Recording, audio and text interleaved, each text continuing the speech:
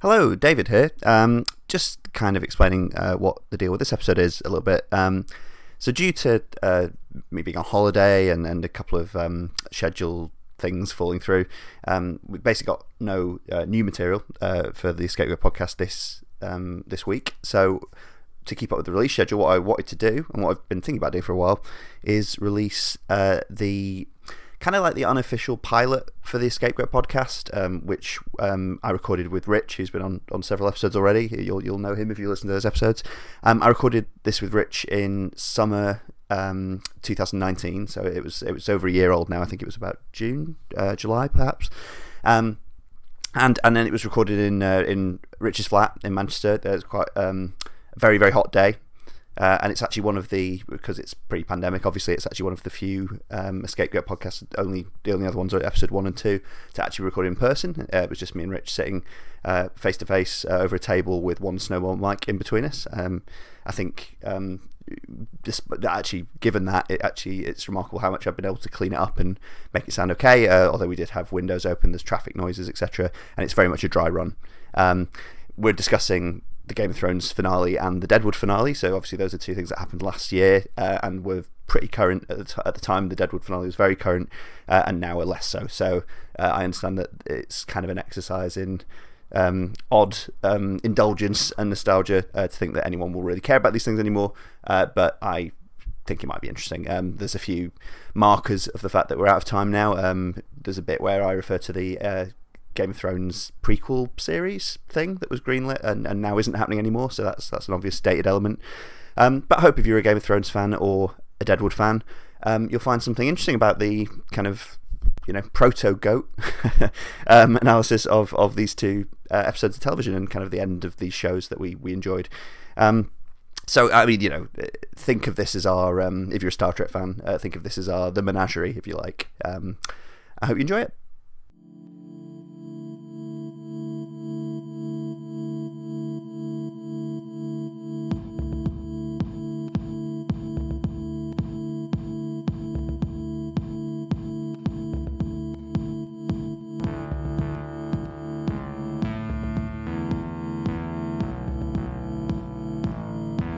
The EscapeGoat Podcast, a podcast series featuring the discussion of many different topics, flaws and all, based on personal whims and fascinations. Hosted by me, David Blake Fagiani, and several different guests.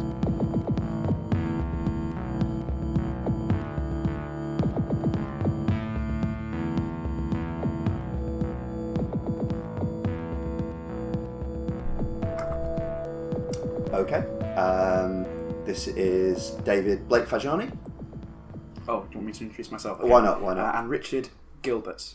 Richard Gilbert. And we've decided to talk about, two endings to very, very popular TV shows that have been on very recently. And we're going to talk firstly about the finale to Game of Thrones, which was on, as we speak, was on about 2 weeks ago. Yeah, about two Mondays ago, yes, a week and a half ago. But I only saw it about 3 days ago. Yes, yeah, I saw it. Like the first day it was available to see in the UK, and I think it's quite an interesting juncture to talk about it, really, because a lot of the kind of initial critical taking in of it has happened now, hasn't it? By the time that I saw it, the dust had settled on it. Yeah. Yeah. I'm not sure. Don't have much of an online life. So I don't know what the current conversation state is like, whether there's still rumblings of discontent.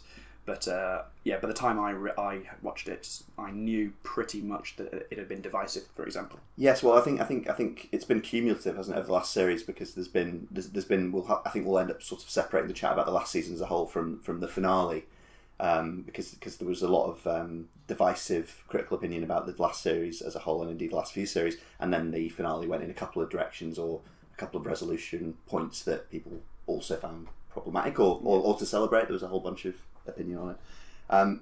I think partly because the dust has settled a little bit, we can probably afford to be a little bit more specific in the way we look at it, and that's why, particularly given some of your interests, I was thinking we could maybe talk a little bit about the resolution of Game of Thrones, more in a sort of mythological sense and with reference to myth. Yeah, okay, yeah, I'll do my best, yeah. And particularly to Tolkien. Okay, right. Because that's obviously one of your and that's specialist subjects. Well, it also requires unpacking Tolkien's relationship to myth, but yeah, I'll give it a go. And I think part of my desire to do that is also to I'm going to tread very carefully here to not to ignore, but to maybe sort of sidestep temporarily some of the more kind of obviously political and even aesthetic kind of things to do with the end of Game of Thrones, because they've just been mega talked about for the last few weeks, and I don't know if we can bring much more to that, really. Okay, I'd be interested to know what the outline of that is, because I've been kind of not looking at it because a few cursory glances at the sort of sources of unhappiness left me so profoundly cold, as I thought they were silly. But I don't know what the general... The ones I noticed seem to be that character wouldn't have done that, or I don't like that they turned out this way. I was invested in them being somebody else. Yes, which is I don't care about it. I don't know much about the politics of it. Yeah, I suppose quite a lot of the political discussion around it stemmed essentially from those character things that obviously has been interpreted to be to do with gender expectations, and also like more aesthetically things just to do with the perceived rush in the plot. It's been this whole nexus really of like, you know, seeming character flaws and mistakes, plot rush or non sequiturs or mishaps, and the sort of political discourse around Game of Thrones, not just in this last series and finale, but like for its whole existence, really. This strange demand that it be some kind of contemporary commentary in some way. I don't see why that's necessary for it. Yeah, you know what? I think we might get more onto that, but I think I probably would say this strange demand that it contains characters who are perfect and also a commentary on this kind of thing. Anyway, we can talk about. We can. So we'll try and concentrate on the sort of the finale largely, but we can talk a little. I think we'll naturally talk a little bit about the last season and Game of Thrones itself. So I'll just a little bit about my background with Game of Thrones first, just to contextualise this. So I have been a Game of Thrones fan for I think most of this decade really, and the way that happened was, you know, I wasn't ahead of the curve or anything like that, but I heard the hype around the first season, and I got it on DVD and I watched the whole first season, and then I kind of not only started watching the second season as it aired, so this is back in 2012, but I started reading the books at about the same time, to the point where I can't remember it, like a pivotal event like the Battle of Blackwater in season 2 and in book 2. I can't really remember whether I saw or read that first, which is really strange. I think I was maybe reading those chapters at the same time as that episode was on, or something like that. So I remember you beginning to read the book, certainly on account of enjoying the show. I know I started similarly, but having never read the books, and I still haven't read them, just through... I wanted a new show to watch. I think Mad Men had just finished or something like that, and I watched it online through entirely legal means for the first series, and I can't quite recall when I caught up with it, as in when I was up to date with where they were broadcast-wise, or whether I started before you, or I really don't... I think there wasn't too much difference in that. I think the main difference is you've never gone on and read the books, have you? No. You encouraged me to, but I don't... I think it was just seemed like a daunting prospect, not because they're particularly hard works, it's just they are many. And I'm lazy. They're very long, and you really get lost in the weeds. I actually did a thing recently where I picked up one of the books that's from... It would be from like the equivalent of season 5 of the show. It was a Dance with Dragons, and I read like a Jon chapter and a Daenerys chapter, and that was as much as I did a reread. I just picked them out at random, and I was actually quite shocked now, because I haven't picked up the books in a few years, and I'd kind of forgotten. I sort of intellectually knew, but had forgotten how much the show has diverged now, and how much it's pruned away, and how many characters it's just completely dropped or overlooked or killed off early or just never introduced in the first place. So I was actually reading it and I was like, oh yeah, that guy, or like, or that plot line, and I was like, Is it understood now that the TV show is almost like a what's the word, like a alternative universe for it, where there's a fissure point where the TV show's gone one way and the books are going to, when they eventually sort of pick up again, go somewhere else. Like basically there are two endings to this: book ending and film and TV series ending. A lot of book fans are now like actively hoping that that's the case, which I think they've always have, to a certain extent. People have chosen their own moment to think, I hope the books go differently from the show. I know I have my own equivalents, which we might get into, but the books are just so different. They're so much bigger and more expansive and discursive and exploratory of that world. And they have for you. Yeah, well, to maybe precise with the Tolkien stuff, the book is full of Tom Bombadils. Got you. Okay, right. And Tom Bombadil equivalents and ridiculously outlandish characters and people who seem very, very tangential to the plot, even when they're quite major political players. But people. It's very in the books. It's very hard to see how all this is going to be tied together, and I think that's left a lot of book fans frustrated, but probably a bit sympathetic at George R. R. Martin having not to date tied it all together. Yeah, it seems like impossible. Yeah. Does it does it give the impression that it was written fairly ad hoc rather than with a grand tidy vision in mind, albeit with one with fuzzy edges? The phrase that I can't remember where this came from originally, but the phrase that always gets thrown around is I think George R. R. Martin described himself as being a gardener, not an architect. And he likes to develop things organically and prune them, but then kind of just see where this takes him and see where this part of the garden is going to develop to, and it's he spent more time writing the books and coming up with little fatuous analogies. He does. Yeah, I've seen a bar chart, and he does actually spend 80% of his time on fatuous analogies now. But yeah, so I mean that's where I am. I'm a book reader, not a book reader. I have read books. Yeah, well, I'll believe that when I see it. When I see any evidence of it. So our reactions to I think for the show in general, but also for this final season, will in a weird way be divergent, but also we're really working with the same material here. It's not like I have any books that this season is based on, that this finale is based on. No one does. Just, I suppose in a sense, maybe higher expectations of it, or at least I used to have higher expectations of it. Of the show? I suppose my with the show, yeah.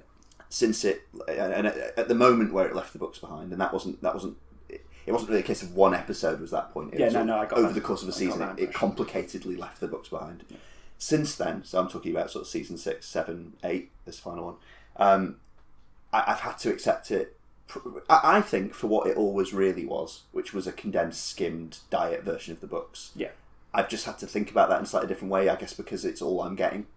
In maybe watching seasons 1 to 4, 5, I could always put in the extra details in my head. Even the little nods towards scenarios or circumstances that remind you of the books, you had that there to flesh it out for yourself. I never did. Yes. Whereas you don't have that with the later series.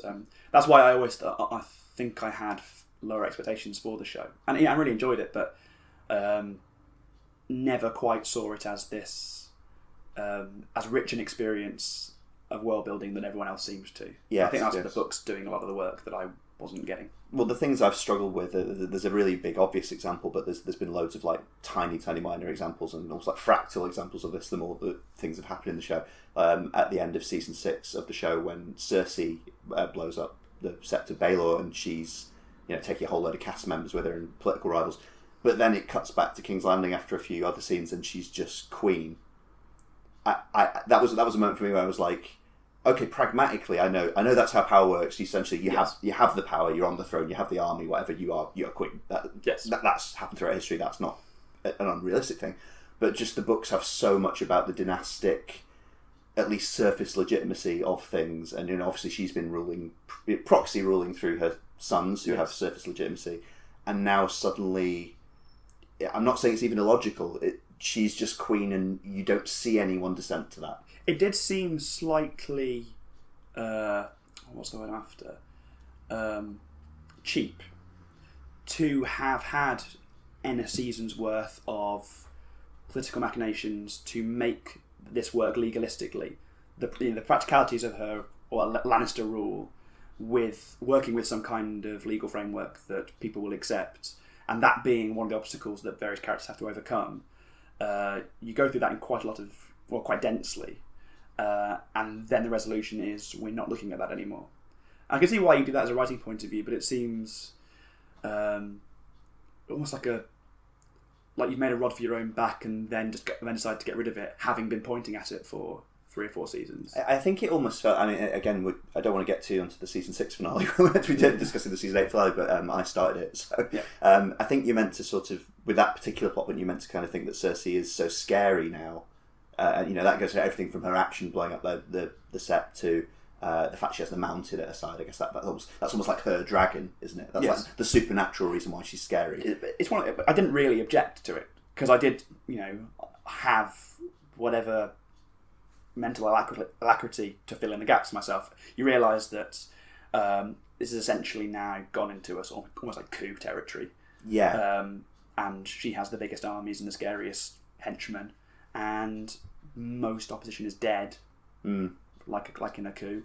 I think maybe it was the culmination, because that season is the culmination of the season that sort of starts with Jon Snow being brought back from the dead, for example, and his sort of fraught but ultimately heroic and successful march on Winterfell and becoming the king in the north. And I think there was just a lot of things in that season, and it was because it really left the booster rockets behind at that stage. It really had departed the books, and there was just a lot of stuff in that, and this will probably lead us on to Tolkien a bit. Actually, it's like there's just stuff on that was moving towards a more traditionally heroic narrative, or just getting to the stage in the narrative where that was always going to start being the case. So maybe because Cersei, I think it might be the same episode, Cersei is set up as the evil queen, the sort of successful tyrannical evil queen, at the same time as you're getting this good king, and you're also getting Daenerys sailing back heroically, for now at least, from Essos. The God Empress. Yeah. And then actually that's probably a good time to move to the finale, because I think we'll be talking quite a bit about Daenerys. Yes, yes, because I believe that's where a lot of the criticism has landed. So what did you make of the finale? I was generally satisfied with it in the way that I was expecting to be. I had over the course of the last few seasons, when people have been getting sort of a sense of diminishing returns, I was baffled that anyone had any high expectations for it intellectually, and that's not a criticism. I always thought it was a bit of fun, sword and sorcery fun. I was actually fairly happy that the show's sort of narrative voice finally agreed with me when I thought I had been alone for so many years in thinking that Daenerys is god complex, and it's fairly creepy. Yeah, and thinking that it wasn't a problem. Yeah, seemed to be a lot of people's problem. Everyone thought that she was just great, and that she was one of those, a bit like Jon Snow, pearly white characters. That everyone else has shades of grey, but Daenerys doesn't. And I thought, she thinks she's a god. Like, she's the most entitled. She's amongst the most entitled people in the entire show. Yeah. In a weird, very straightforward dynastic way. In the way that we're mocking, or we're disliking any of the petty claimants over back west for the throne. Yeah, she got away with it, and I don't know why. It's interesting, actually, that I hadn't thought about this really, but talking about Cersei, the way Cersei got on the Iron Throne, which was purely pragmatically, as I say, like all veneer of legitimacy, dynastic legitimacy, wiped away. It is actually interesting, isn't it, that Daenerys is a real stickler for that. She's got that divine right kind of thing.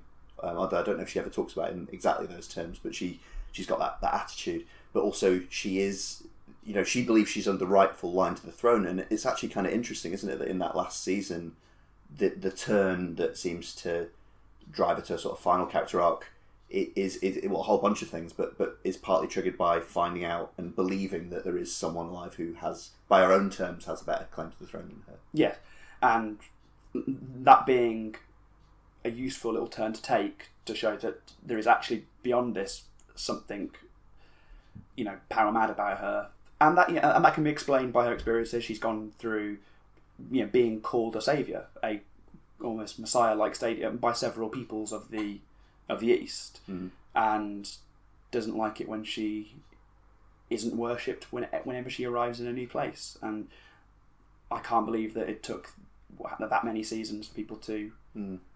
But people remained shocked by the final episode of season 8 that was where that was going. I largely agree, and I actually had a really interesting experience of talking about the finale, and actually to an extent this last season as well, which is that I was talking to quite a lot of people online about it, and they were people who I think have loved the show quite fanishly for its whole length, and have really got into it. And they and in the wake of the finale, they seem to be much more drastically down on it than me. I was the one. I found myself in this absurd position because I've kind of been nitpicking and moaning and kind of fetching about the whole thing for the last few seasons, and then I found that suddenly I was the one standing up for it and kind of going to bat for it. That's precisely how I felt. How I've been spending the last 3 or 4 seasons going, oh, come on, this is not the greatest show ever made. Come on, it's a bit of fun, and that's absurd, that's silly, and this character isn't as complex as you're saying. It's a TV, and then now I'm the one going, actually, I enjoyed that. Yeah, all that makes sense. Or both. I think that's the crucial one. Is it makes.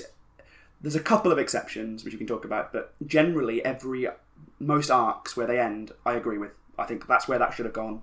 That's a sensible way to do it. That's where that character could have gone. And all my complaints will be about the speed at which it was done. Yeah. And which is a writing problem, not a practical writing problem to do with, I imagine, production times and secret keeping and who knows what. And any sort of bind they've written themselves into through some of the slower seasons that seem to ponder a bit. But anyway, it's interesting, isn't it? Because I think we're going to get into quite a lot of this when we talk about Deadwood as well. The form in a production sense, the form this has taken is inextricable from what we've ended up with. Yes, I think that pretty much answers all my all but one, which is a narrative problem. Any qualms I have are to do with the form and the way it's arrived, which is, you think back to sort of some of the seasons, recent ones, and there just seemed to be a lot of space in those, like empty space, that we could have had a slightly more intense or slower burning turn for Jon Snow's realisation, for example, rather than it happening probably in about 15 minutes worth of screen time. Somebody whose main character arc has been a a reluctance to look at what's staring him in the face and do the right thing when he'd rather not have to do it. He makes that decision really quickly, and that's. But that doesn't sit right. But I don't disagree that it's a decision that should have been made. One of my problems with the finale, and I looked into, because I couldn't quite remember. I looked into when this became a problem. When this first became a problem, it was actually quite a way back in season 5. In season 5, Tyrion meets up with Daenerys, which is a thing he hasn't done in the books yet. He's on the way to do that because he gets smuggled out, doesn't he? And he travels east and meets her. And I mean, at the time in season 5, that was a thing that book readers were kind of had mixed feelings about. They were like, oh, they're obviously cutting a lot of corners there, but Tyrion has met with Daenerys, and that should be dramatically interesting. But I remember thinking that myself. We're here, let's see what happens now. So in that season 5 episode, I believe Daenerys is having a chat with Tyrion. I think it's the first proper two-handed scene they get as actors. They're talking about what her political position is and whether he is going to work for her and what he's been through and what he believes about should happen to Westeros, etc. And that's where she ends that scene on that kind of badass, rousing line, I want to break the wheel. Yes, I recall that now. Yes. Yeah, so that's been a way back, and I thought at the time, that's interesting. I wonder what she means by that. And the scene cuts there, and you don't find out in that scene or that episode or that season what she means by that. And I'd argue you never really find out what she meant by that, and I think that's a bit of a problem. I mean, it is, but only in the. I don't mind it sounding. I don't mind either the following. It's sounding impressive, first of all. It's sounding like we think we know what she means. Bearing in mind that she's just spent however many seasons essentially liberating slaves of various kinds. She basically means, and the wheel, the cycle. I want to break this dynastic cycle. I think it explicitly means I want to liberate slaves and continue liberating slaves. Yes, of all kinds, any kind of cycle of inequity. I want to break. Right. I don't mind that it remains vague, because I don't mind that it eventually turns out that it isn't quite what she means. She actually eventually comes to mean something else, something essentially totalitarian. Yeah, I also think her politics would be vague. Yes, it would be, and my only objection isn't that it goes from that to that and it remains vague. It's the fact that it isn't mentioned very frequently between. Yes. That she has a symbol. The wheel break. Like, if break the wheel was like some chant. Oh, if it was a slogan. Yes, a slogan. Yeah, precisely. Yes, a slogan. It would just be to remind us that she, at least in her head, has an imagined party line. Let's change politics for good. Yeah. Yes. No, I agree with that. I think where it becomes a problem is again, it's the rapidity of plot somewhat. But in the finale, she's doing this kind of Nuremberg-esque kind of speech on the ashes of the vanquished. And she's now wearing black leather. Which is fine. Yeah. Didn't object. I should say one of the things I really enjoyed about this last season, particularly actually, was Emilia Clarke as Daenerys. I'd never thought of her as one of the strongest actors in the show. Don't particularly think she is now, but I actually thought she was arguably her strongest in that last season. I enjoyed her. Maybe I'm never sure about that sort of thing. Maybe there is something in the slight incongruity of an actor being not the best, that when they're playing somebody becoming unhinged, kind of works. Kind of leans into some. You see what I mean? Yeah. So if they low hanging fruit. Yeah. So if it doesn't seem quite naturalistic, 100% pure, Daniel Day-Lewis esque. That maybe that sits oddly. At least she's doing stuff. That's a good thing. Yeah. I mean, that's probably really harsh. I didn't object either. I thought she was fine. No, I think that's fine. But when I was watching that sort of rally scene, and she's talking about, I want to keep fighting this war. Essentially, I know this war isn't over, and I'm going to liberate the oppressed, from. And they make very pointedly this. She's just like from Winterfell to Karth, and Jon and Sam, and Arya look worried. Yes. Yeah. And that obviously raises some questions about what she means by that. That I think you're not really meant to think too closely about. But is she advocating an end to serfdom? There aren't slaves in Winterfell as that world would define it. So I think at that point, she has decided that anybody else who rules anywhere in any way is doing it wrong because she should be doing it. I see. And slavery is not being ruled by Daenerys. Yes, yeah. To be free, you have to be ruled by Daenerys. I see. Oh, that actually, I'm quite happy with that. Again, that works for me. Yeah. None of this sort of thing, even though I had to do a lot of the work myself as a viewer, which I think bothers me at all. Like, I knew it's the kind of thing you hear tyrants here say. Any tyrant worth their salt will be talking about freedom. Yeah. Yes. Freedom from never quite sure what, but I'm freedom. Mm. I sort of said we weren't really going to focus on this, but I think let's have a brief chat about this theme, and then we'll get on to some of the more mythological ramifications. A lot of more kind of left-leaning, liberal-leaning fans of the show took offence at a few things about Daenerys' turn, but one of the basic things they took offence at was that kind of narrative trope of a left-leaning, progressive, wheel-breaking leader being portrayed as a Stalin in waiting, essentially. Okay, right. The Animal Farm thing. Yeah, I guess. Well, that's never happened in history, so I can see why they'd be upset. Yeah, and also, so again, I mean, that bothers me because I think it's just a missed opportunity to show something they want to see rather than something that the writer wants to write about. That's just. Well, I think we've established that neither of us think Daenerys was that character. Oh no, certainly not. But I, it's. So if she genuinely had been that character and it ended like that, I guess I would have felt differently about it. If she'd been setting up workers' Soviets in Westeros, and then that rally scene had happened, I would have agreed with that. Well, yeah. I mean, if she'd been doing that and there'd been no stage between any of those developments where. You could see her changing for reasons, let's say, at first to do with practicality, to do with defence, to do with fear, or then to do with power hungriness, and then straightforward megalomania. Yeah, I can see how you get from one to the other. The show didn't spend much time doing that. For me, it didn't need to because she's already mad. But yes, too much of the criticism needs to be what people wanted to see rather than what they got. Yeah, I kind of agree with that, and I think not only that. So just to flash back briefly in this season, you have the sort of what would you say, penultimate, or I've just made a new word, I think, but the penultimate confrontation at Winterfell with the dead, yes. And that's a battle scene where Daenerys, the sort of allied army, but Daenerys in particular, rides a bunch of brown and black people out as the vanguard against the dead, who are largely slaughtered, and used as cannon fodder, and the last, they're covering their retreat, etc. And I haven't seen a lot of, honestly, even in the sort of socially progressive sort of circles you'd expect of criticism, I haven't really seen a lot of people really emphasising that amongst the things they don't like about Daenerys in this last season, or indeed throughout. I've seen stuff about race, particularly after the execution of Missandei, is it? Yeah.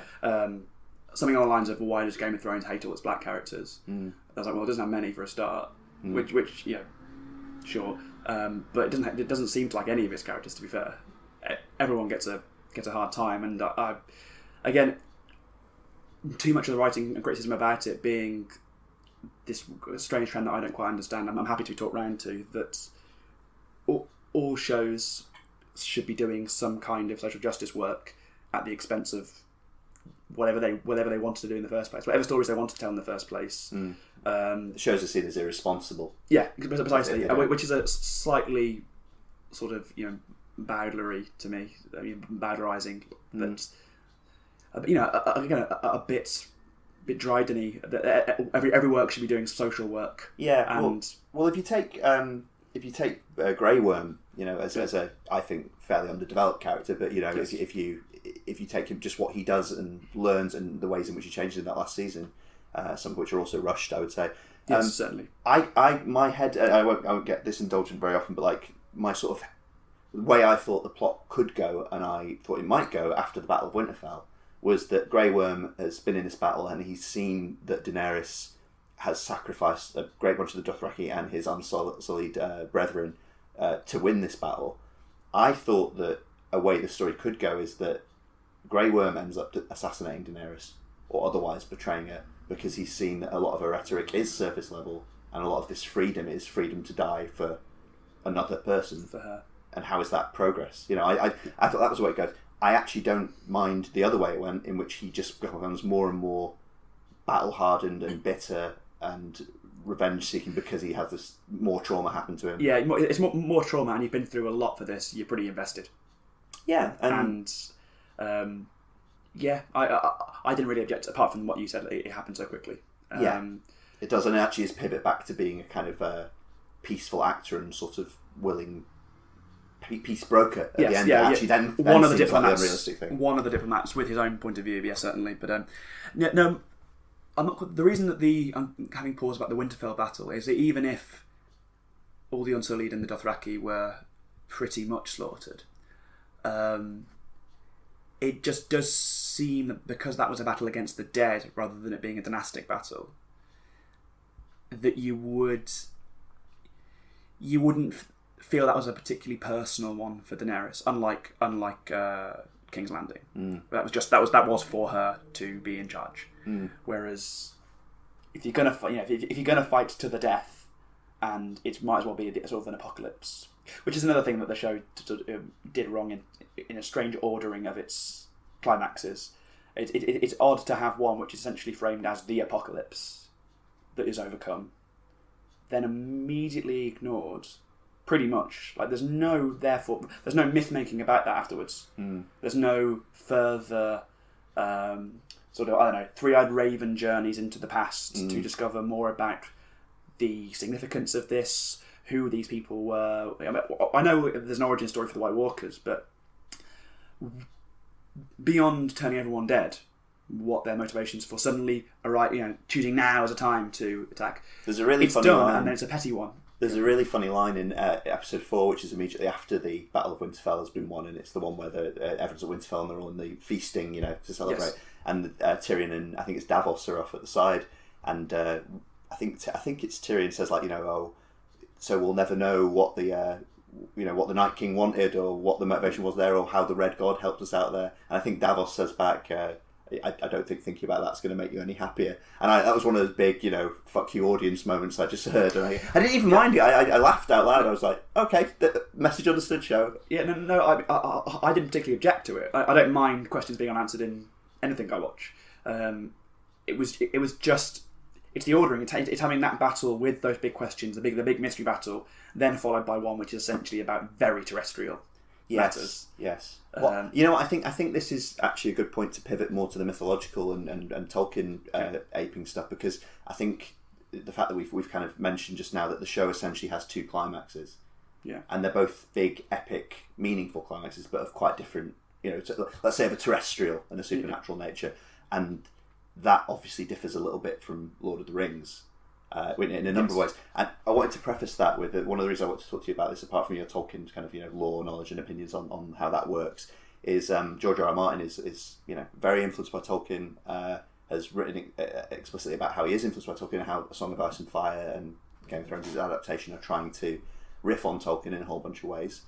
But he also said one of his most, and again, if I was a professional podcaster, I'd have this quote in front of me, but one of his most famous musings about that, and for his reasons for writing Song of Ice and Fire, was to do with the climax of Lord of the Rings explicitly, because the quote was something along the lines of, he was saying, like, well, the fall of Sauron and the restoration of Gondor, etc. That's all very good and well, but what does the next day look like? I'm paraphrasing him, but what does the taxation system look like? How do they make peace with the remaining orcs and incorporate them into the kingdom? What does that look like 10 years, 100 years on? That kind of thing.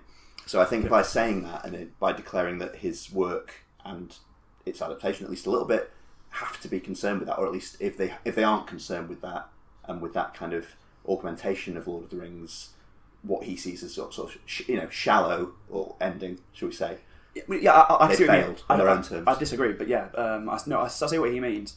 I think it stems. I know lots of writers and fans, particularly, and I know Lord of the Rings has lots of them, like to play that game of like let's actually go into the world and sort these things out. Like, what does the post system look like? That kind of thing. Well, that sounds very Terry Pratchett. Instantly. Yes, yeah. Well, but particularly if you're doing it tongue in cheek, then I don't really have any objections at all, because to write humour, you probably are self-aware enough to know you're doing that. That's fine. But the problem with Tolkien is Tolkien's world is very capital M mythological, which is hard to novelise, which is what Tolkien's done. So, when you're reading a myth or a fairy tale, then the more family-friendly versions, although they're by and large not, you're not meant to ask about what the orcs are doing next. The orcs stand for a necessary army of evil. You don't really need to think about, and this is fine when you're reading Beowulf or the Ring Cycle or something like that.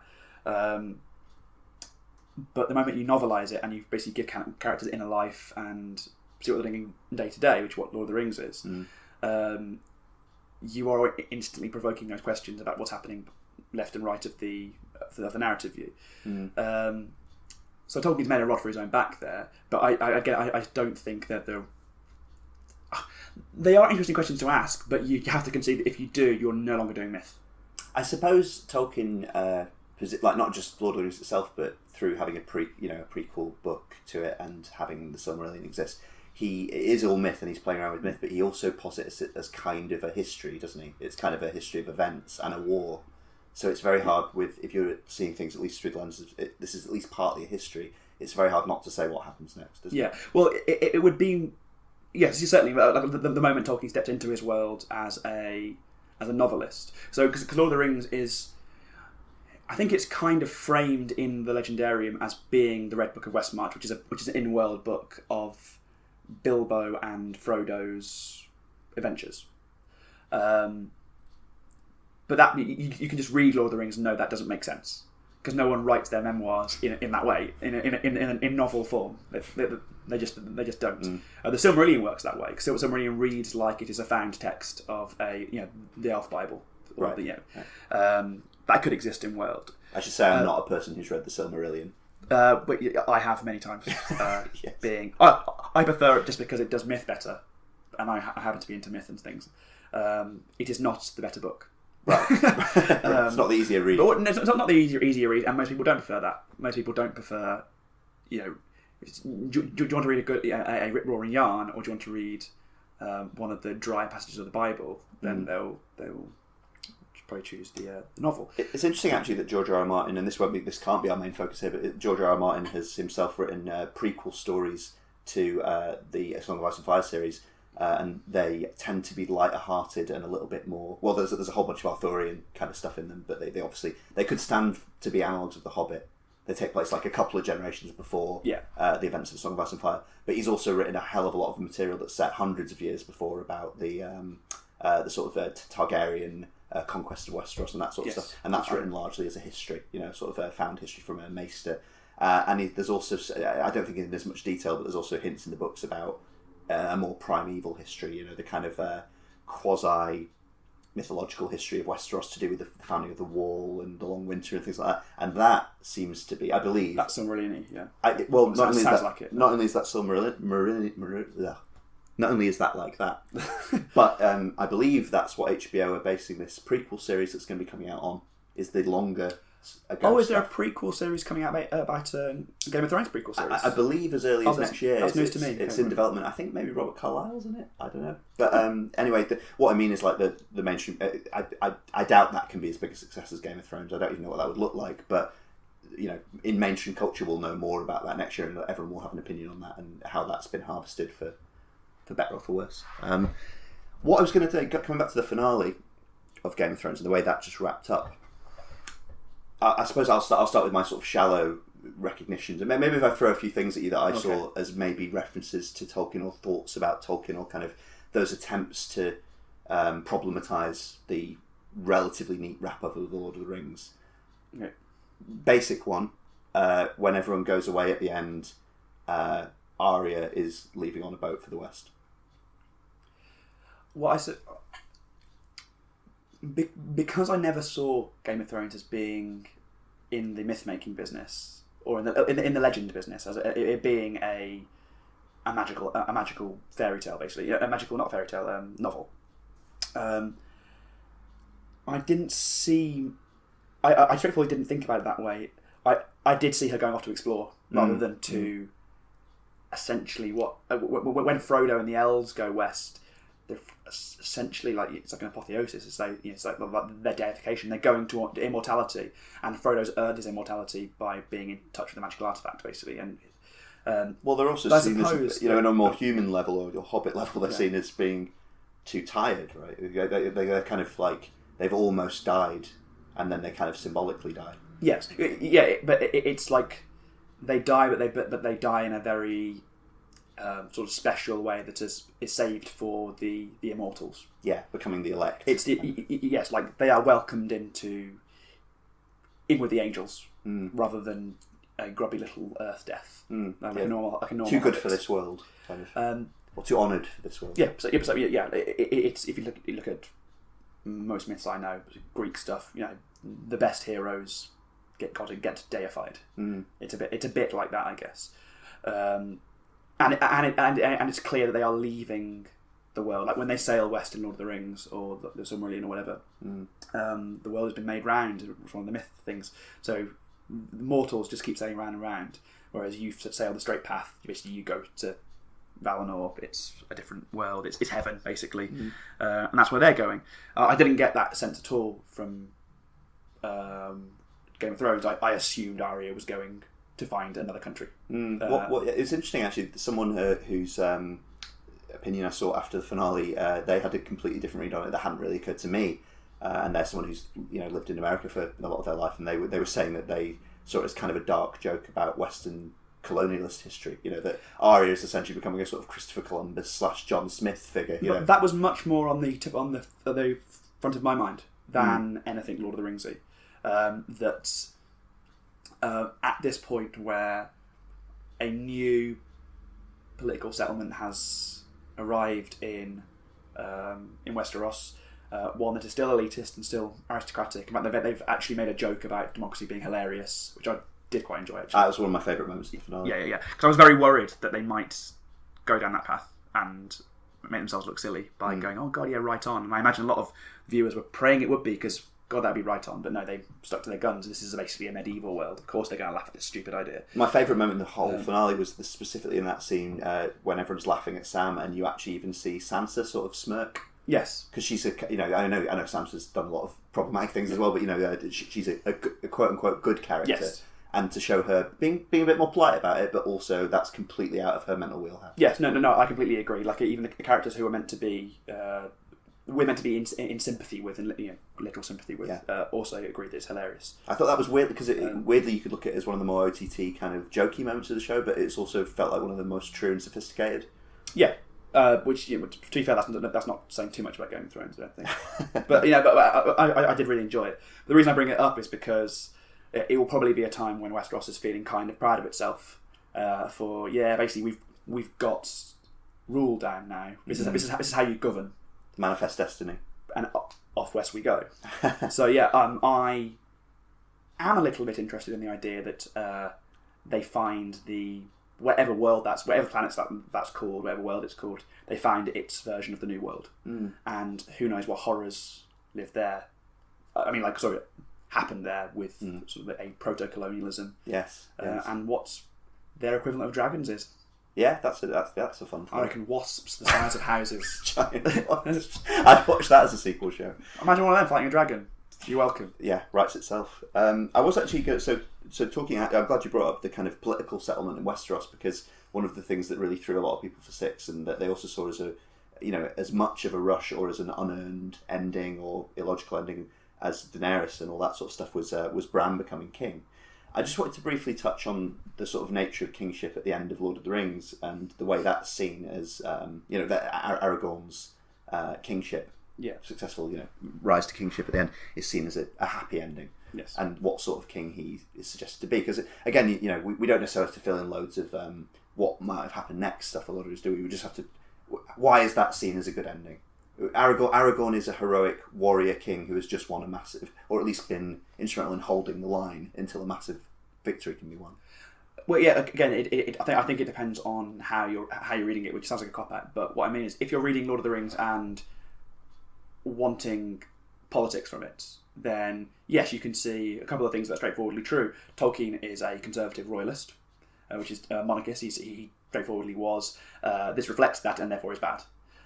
If you're reading it as and accepting from the outset that this is something to do with the history of North European myth making, then the archetypes of that are already there. Therefore, the kings are good. Now, I don't believe that in real life, but I'm not reading that way. I'm playing a game that it's. Yes. I'm playing its game. The Game of Thrones. Yeah, I'm playing the game. Let me finish. Of Thrones. So yes, it worked with me, and it being a novel, I've gone through a journey with Aragorn, and he is a good man. That's by the terms of the book that I'm happy to play with. Do you think it's strange that then that in Game of Thrones, and I'm not suggesting exact equivalencies of these characters, I just don't think that's true at all. But do you think it's strange that in a sense at the end of this Game of Thrones series, Gandalf ends up on the throne, an otherworldly figure with foresight and a wider perspective, a supernatural perspective, scary powers, and one who seems quite, by his own words, detached.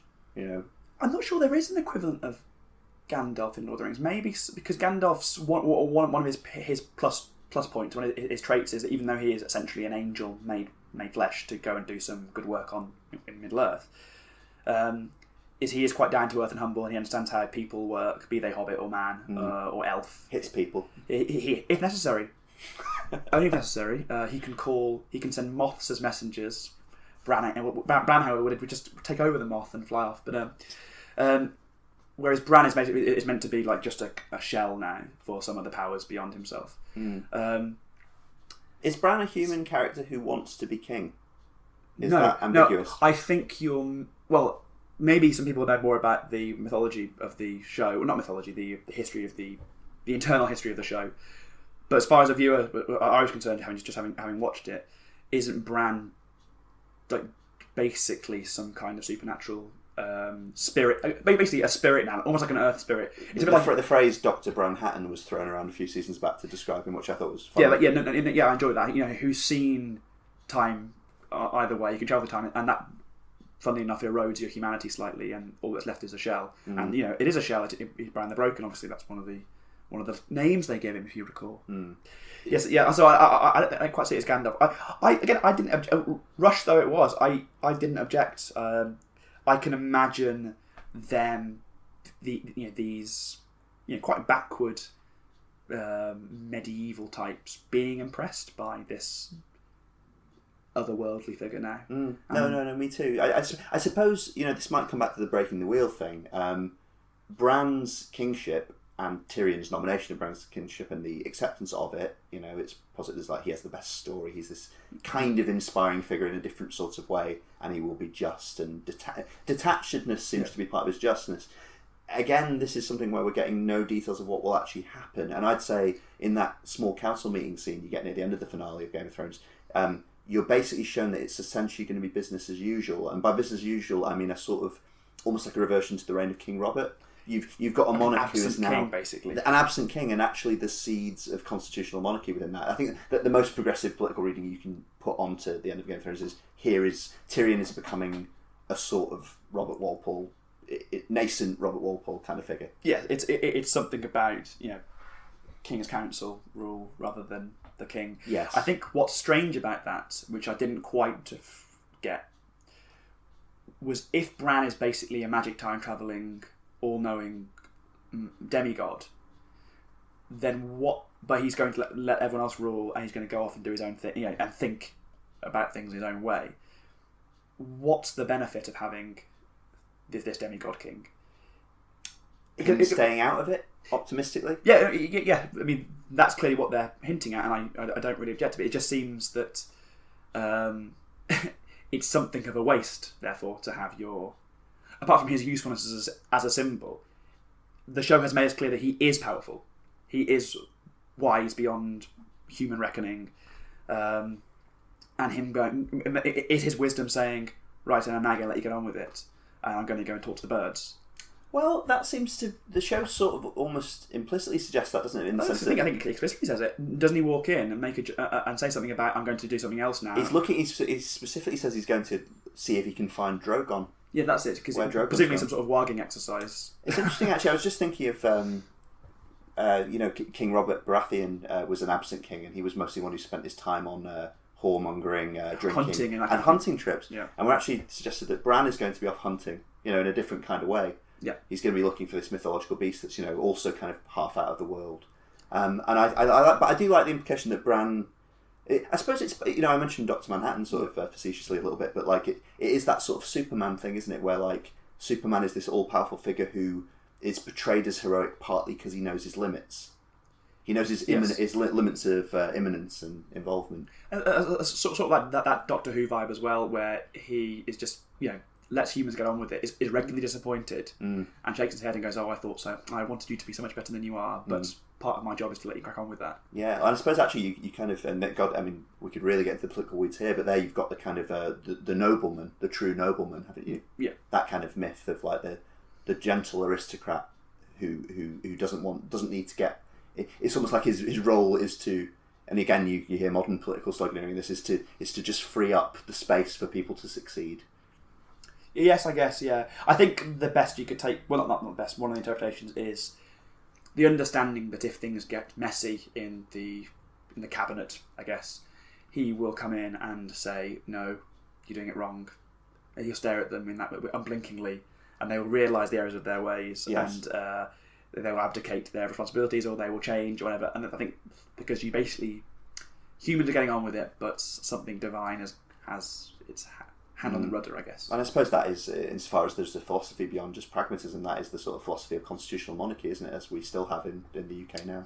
Is these audiences will allow the prime ministerial figure to calibrate themselves or, be spoken to in a way that's just short of receiving fresh commands. Yeah. I would be reluctant to,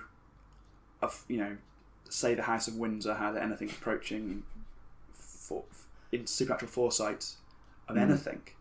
Well, they do seem quite good at orchestrating strange deaths. But anyway, I think Sarah Ferguson is the three-eyed raven. Yeah, sure. we can do a lot of these now. If you want, a lot of one-to-ones. I think overall, I think we're coming to roughly the end of our time here. I think we could talk for a lot longer about this, but I think some of the reasons why I like the finale are some of these to be teased out ambiguities, achieved in a very rushed way and got there through a lot of crowbar plot dynamics, but the kind of final 20 minutes of the finale where you are just seeing where everyone goes, what happens to everyone, I think almost every one of those resolutions, from Sansa becoming queen in an independent north to the remaining 6 kingdoms being held together for now, it seems, by Bran and Tyrion, to Jon riding north of the wall to presumably now a benign environment. Well, presumably, apart from the weather being hostile, although it's thawing to some extent. It's thawing, yeah. Yeah. I like to think that they set up a different kind of kingdom there, and not necessarily a better one, just a different one that becomes important in some way. It isn't just... When you mentioned Tolkien and people going away, I thought you were going to talk about Jon going away. Yeah, I meant to get more into that, really. Yeah. And that's what I thought you were going to go with it. And because I don't think about Game of Thrones in the same way. I don't think about it being myth, basically, or legend. I like getting quotidian, getting earthy with it, thinking about practicalities. What's Jon's kingdom going to look like? That's the kind of game I think you can play with the Game of Thrones. It's funny you should mention the one narrative thing that didn't sit well with me that I thought was, well, I'll say why in a minute, that I didn't like, was the independence of the North, the straightforward independence of the North, not a renegotiated devolution, if you like, just a straightforward, I want to be independent. And it's the argument that is given there in that court meeting and then accepted as with a nod is the Northmen have fought and died for the North, and they won't just straightforwardly accept a return to the status quo. Bran goes, yes, fine, independent, you're queen. But they won't be getting a status quo. They'll be getting a new system of elected monarchy, essentially, with a Stark on the throne of the entire thing.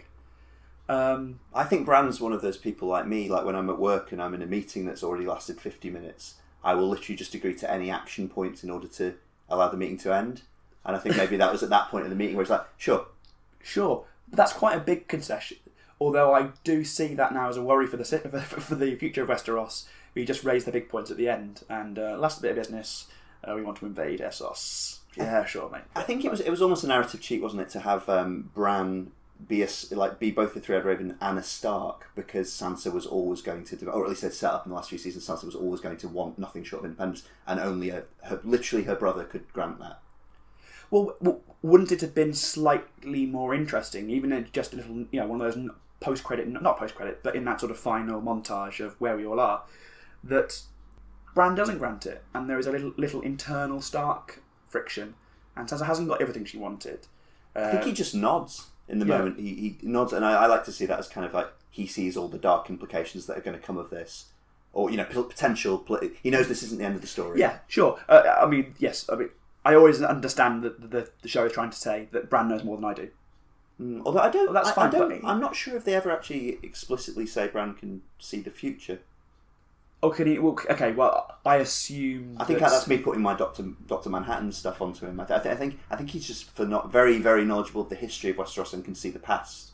I don't think, I might be wrong. I'm sure people have watched this and rewatched it much more than me, but I think his wisdom is from that. I don't think it's actually being able to know. But then again, when he's made king, he says, "This is why I've come all this way." Yes, it's his talk of fate about like him. You were where you were meant to be, that kind of thing. Well, if he knew that. If he knew where he was meant to be, he must have known in the past where Jon's meant to be. Well, you're getting into kind of borderline deterministic arguments there, about if you know the past and history and interpret it correctly, whatever that means, in the best way someone could possibly do, you do know the future. It's like chaos theory, yeah. I guess if you know everything's every way that everything's moving right now, you can. And somehow the minds of all the actors. Yes, yes, and imagine that, then you can predict where things are going to go. Yeah, but that being like through equations rather than through magic. That would have been a nice thing for them to toss in as just a line about that. Or more likely, it's something to do with the fact that those things sound profound when you're a writer. Yes, I think there's a hefty edge of that throughout season 8. I think. I guess we'll wrap up there. But I think we covered a lot of the good points, and I think we brought a slightly fresh perspective from it. It's obviously been one of the most analysed to death pieces of pop culture yet. I've noticed. Yes, and it wasn't it wasn't like we could examine everything from a fresh angle, but it was good to get the chance to talk to you about that. No, my pleasure. Yeah, no problem. Thank you. Well, that was great. Back with the boys again. Perfect.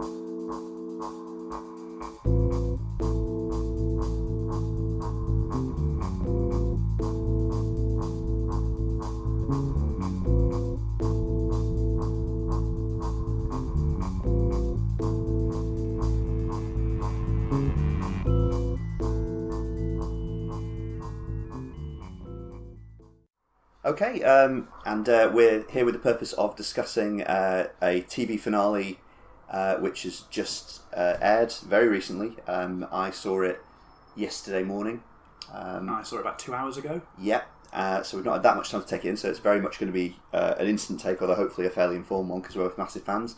This is, of course, the Deadwood movie finale, which aired on HBO on the 31st of May 2019, and we've just seen it. Yes. Can I, before we get into that, even initially, Rich, can I just talk to you a little bit about your history with Deadwood, how you got into it? Yeah, it would have been... I didn't watch it when it came out. I was slightly too young, I think. It came out about 2001, if I'm right, so I'd have been... I think it was a bit later than that. I think it was, I'm going to say 2004 to was it? 6. Okay, fine. Okay, so I wasn't too young. I was exactly the right age. But anyway, so I didn't actually see it too long after it aired. I got my dates wrong. But it was that time when I was at university and watching, Prestige TV for the first time, as it was called. And lo and behold, there's one which is set in the Old West that's meant to be amazing and ticks a certain number of boxes for me, being a bit of a Western enthusiast. And Lovejoy was in it. And I read some good reviews, and it had a lot of buzz, and I had missed it first time round and thought I'll catch up on this. Watched it. I can't recall how I got hold of it, but anyway, it doesn't matter. And yeah, I watched the first season slowly because it takes quite a long time to adjust to its particular style, and didn't really ever find rhythm with it, even though I was aware I was watching something very, very, very good. Got to about 2/3 of the way through, maybe even the end, and thought, no, I'm starting again. Went back to the beginning. Watched it all the way through, and then after that, watched it pretty much all the way through, 3 series. I must have rewatched it about 2 or 3 times now. And I think I've said to you before, it's probably my favourite show of all time, and season 1 is my favourite single series of anything. Yeah, I think boringly, I agree with you, particularly on that latter point. Yeah. And I speak as someone who's rewatched season 1 recently and still thinks that. Something struck me because I saw it. I won't repeat myself because I'd basically be describing a lot of similar circumstances. I saw Deadwood at university as well, also a little bit after it aired, probably in 2008-9. I rented it on DVD, so I probably watched it quicker than you just because I didn't want to pay an extra week on the DVD rental. Fair. Very pragmatic at that time in my life. But I was going to think, because I didn't see... I also came very late to The Wire, and I didn't end up seeing that until you got me into it in sort of 2010, I think.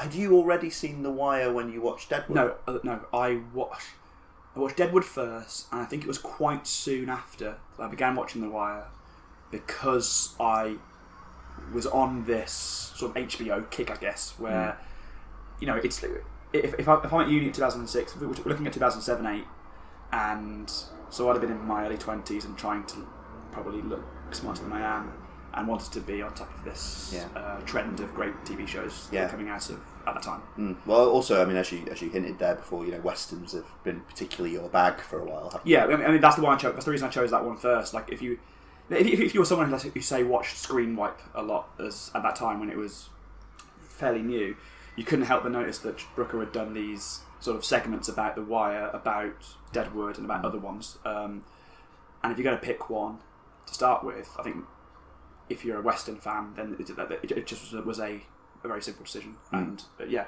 very glad I did. Yeah, my favourite show. Me too.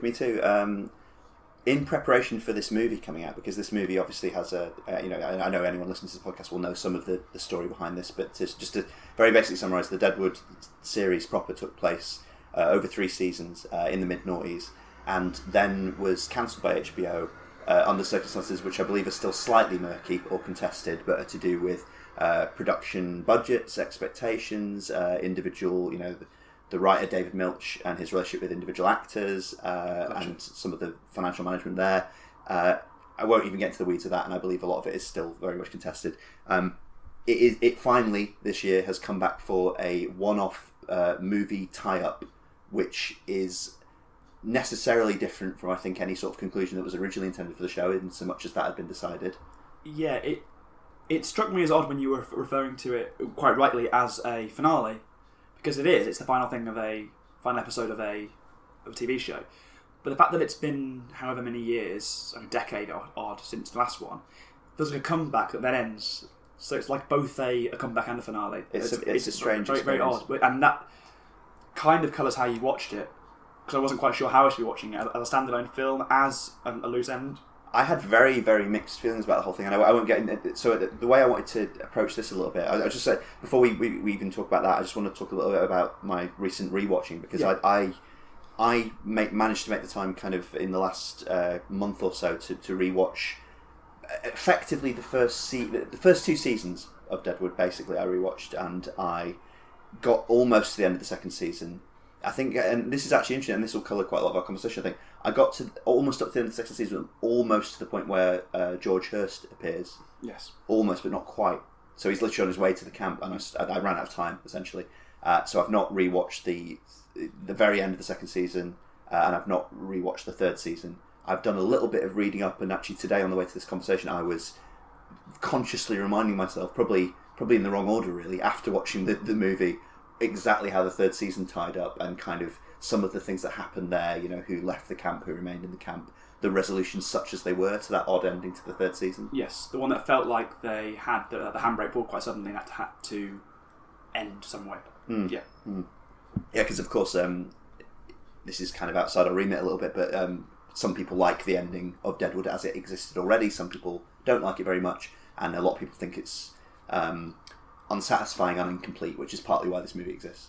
It feels incomplete, but in a way,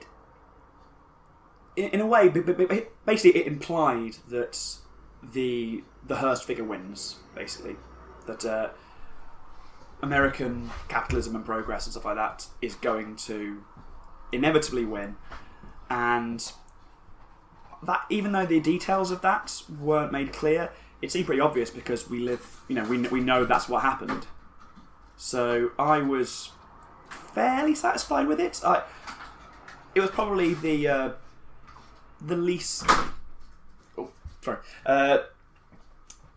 Yeah. Again, there's a pacing issue, I guess.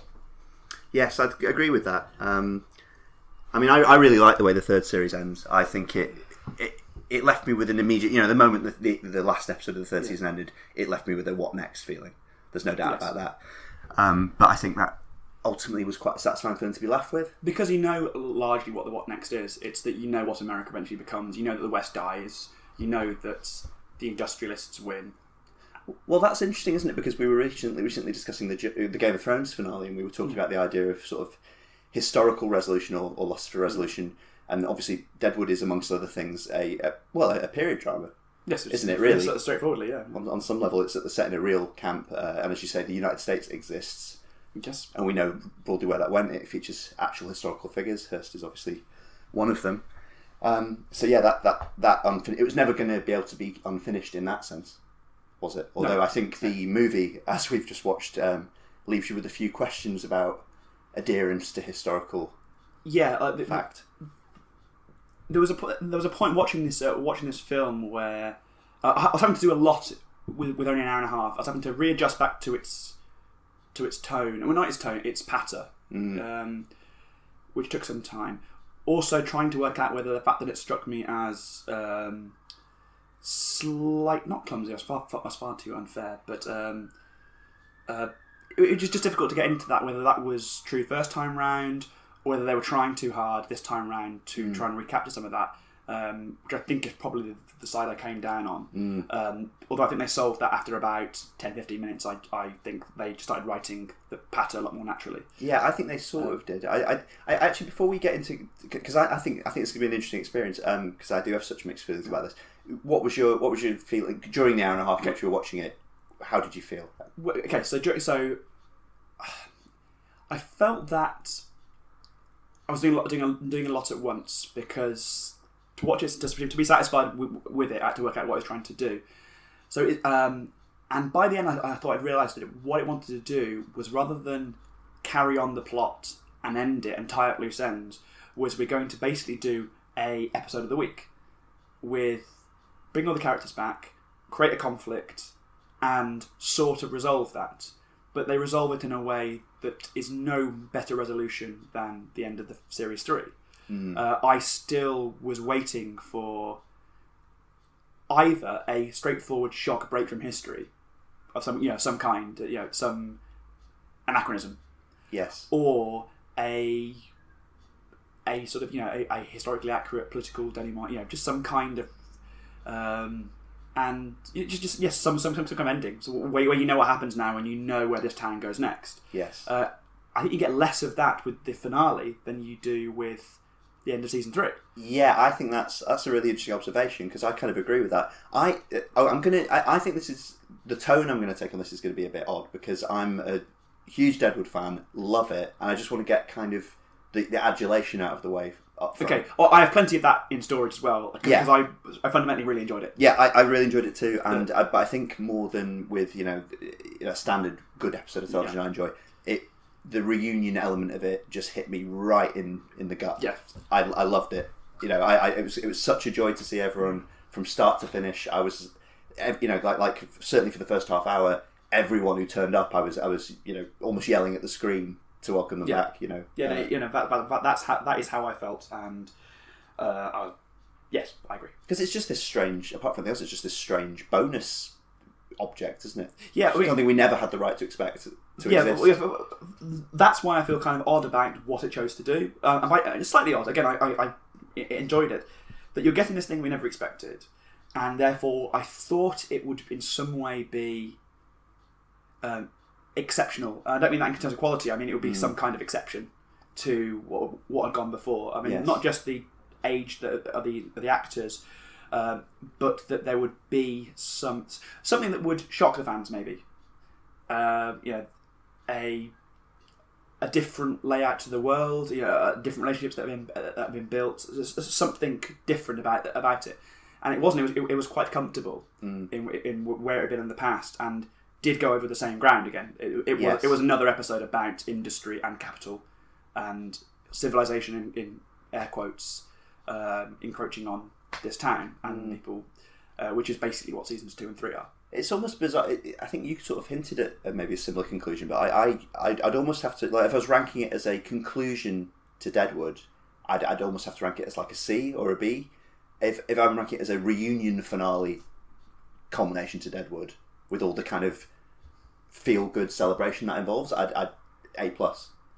Yeah, because it basically it almost feels like a dream sequence for like where. That's how it ends. The baddie gets his face rubbed in it. The characters who've had troubles get married. Literally get married. It ends in a wedding. Everyone's happy. People are kissing and dancing by the end. People are literally kissing and dancing by the end. You half expect it to be a dream, and actually they're still living in squalor, or Hearst is still in charge here and has left with everything he wanted. Yes, yeah. Well, I was actually sort of Brazil ending. Yeah. I was actually going to say, because this is where we're already two guys on the internet talking about TV shows. There's not a drought of them, and that some will fall into some of their annoying patterns. But in a non-dickish way, hopefully, I was going to say I wonder if this works better as a non-canon object. It almost feels that way. That's how it feels for me. It seems. It lacked the ugliness of Deadwood, of the TV series, where apart from bad things happen and there is violence, people are killed, people are murdered, people are loved characters are nearly lynched. Yes, more on that in a minute. It isn't tidy, but the lasting memory I will have of it will be dancing and kissing. Yes, and then the baddie getting his face rubbed in it. But then you're left with, presumably, this Hearst, one of the most powerful men in the country, gets out of jail the next day and destroys everyone. Yeah, I have a lot of issues with that. I was thinking, because we were recently talking about the Game of Thrones finale, and at one stage in that discussion, I suggested that it was hard to. We had to, at some level, accept this in the form in which we've been given it. Yeah, you can critique. You can say that form. Industrially and in TV production terms, that form should have been different in an ideal world, or we would have liked it to be made in a different way. We were presented in Deadwood's case, in Game of Thrones sense, with a truncated final season or seasons. In this case, with a TV movie, TV movie the length of about a 2-parter in Deadwood terms. That's what we've got. It almost we can talk a little bit more about what we want to have seen from like a sort of 4th series, but maybe if we try and stick to like. Given the obvious limitations of what this was always going to be, having an hour and a half to play with, was that any good, and could that be better? And I thought within that, kind of like an opening conversational criticism I always had of it is, I don't really think Hurst should be in it. But what? Because he's too big. He is too big. I know the way in which Hurst is in it is he leads to most of the plot that happens in the TV movie. Yeah. I could do without that plot. I could do without that plot as well, because it seems not only a retread, it seems to... Again, I'm expecting a lot of this because it's meant to be playing with 3 seasons worth of stuff, and it doesn't feel like that. It feels like you could watch that episode on its own. I think I've just diagnosed something in my own reaction to it. You could watch that episode, that hour and a half episode, and have never seen an episode of Deadwood in your life. It's made for that person. You basically get the sense of Deadwood's narrative arc condensed down briefly, and it works better if you've seen it before. But you get all the flashbacks. You get nothing new. You get flashbacks which aren't for our benefit. They were partly for the season 3 ones were partly for my benefit. Okay, fine. Yeah, but I think maybe that was it as well. Having your hand held slightly felt unlike Deadwood. Where it never held your hand before. It took you.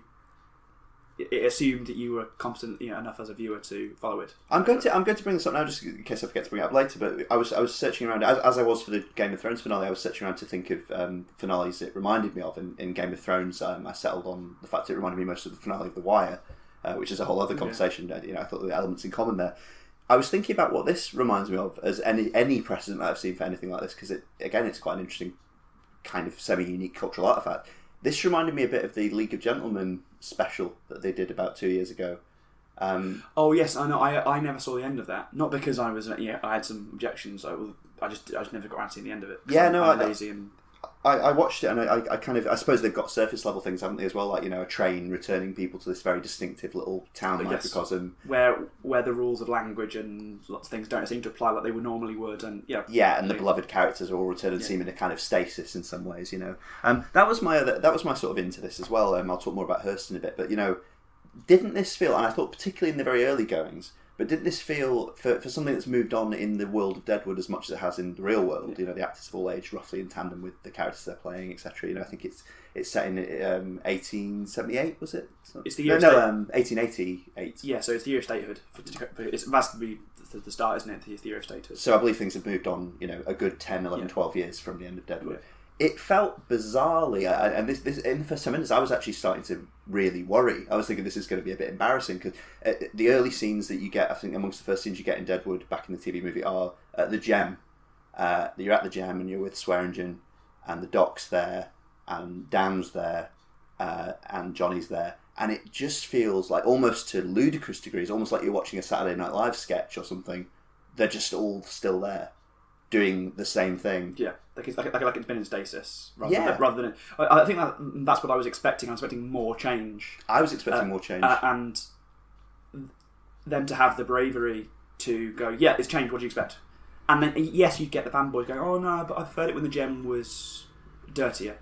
I preferred it when there wasn't paved roads. Like, who knows what, I preferred it when it looked like this. And you go, bad luck, it doesn't anymore. Of course it doesn't. It did feel a little bit too much like a parade of your favourite characters. We're going to engineer a quick scenario where they can all play again. We can all go, oh, aren't they lovely?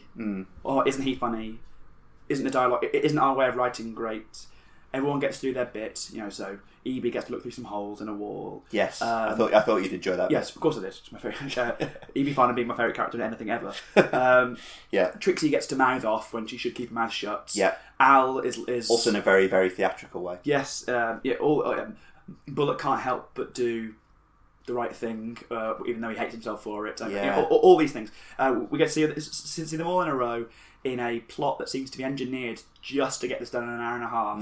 It was a sort of greatest hits album in that sense, wasn't it? It really was. Like, Al McGarrett comes back and both smolders with Bullock and does, financially involved things to help, and everyone has their bit. It felt too much like that. Like, they felt that if we do something new with this, then are we going to lose some EB time? And they know that would upset someone like me. So I still wanted more EB in this. He didn't do it, but I wanted more Joni. Yeah, well, yes, sure. Mm. Yeah, we Or Joni in a way that was involved. I think more. I sort of accepted the amount of time we were going to get with everyone, but Joni in a way that got involved in the plot. Really, yeah, well, yeah, didn't. But because the plot felt quite slight, no one really, apart from Bullock, seemed to get it. Al didn't really seem to engage with the plot very much. It just seemed to be a way to move things around to get screen time with people, and therefore it felt slight. I think is the problem. Yeah, I think it felt slight as well, and I think the problem you were sort of hinting that like maybe season 3 and its weird non-resolution is a better ending, or at least more of an ending. I think this did feel like it was just a rather than being a move on and a sort of condensed full season or anything like that. It felt like it wasn't. It was barely even an epilogue to season 3. It was like, I think you hinted at this. It was almost just like a missing episode, a connective tissue from season 3, or an alternative version of events from season 3. I'm thinking particularly in terms of the death of Charlie Utter. That was just essentially Ellsworth being killed again. Yes, but it's but basically Hearst kills someone for land. It shows that he's completely unscrupulous. It thinks he's above the law. Murders someone for land, and there is a non-resolution where he gets some kind of immediate egg on his face, but ultimately wins this game because power and money. The moral being of Deadwood, power and money will win. Yeah. And we get that, but with a smile on our face this time. I thought in this TV movie it slightly diminished Hearst a little bit, actually. In a way that season 3 doesn't. I think Hearst leaving, having been tricked as the identity of the dead whore that has been substituted for Trixie, is fine because ultimately it doesn't matter to him. All you've done is you've deflected his attention. Yeah, all he didn't really care about he just wanted blood. He wanted blood. He wanted to know, to hurt them. Yeah, he wanted to know that I could hurt you. Yeah, and the idea that he actually is still they nearly got to the point where his wanting revengeance on Trixie is a little bit about wounded pride and pettiness, and about him not still being completely in charge of this town in the way he needs to be. They did hint at that, and that was quite, and that satisfied me a little bit. But considering again that the arrival of Hearst in season 2 and his presence in season 3 is heralded by like his Silver Surfer style herald coming first of all, and like you were saying, like just the horror that's coming is built up. Yeah. Well, we'll talk about the character of Walcott. Sure. He's such a vampiric, murderous, dark, portentous figure that Hearst can't help but be built up by that. And then I think it's Gerald McRaney, is it, who plays Hearst? He's so brilliant at that. Yeah, and the fact that his herald was this, like saying a vampire, was monstrous, and that he seems so normal makes, but he can't be.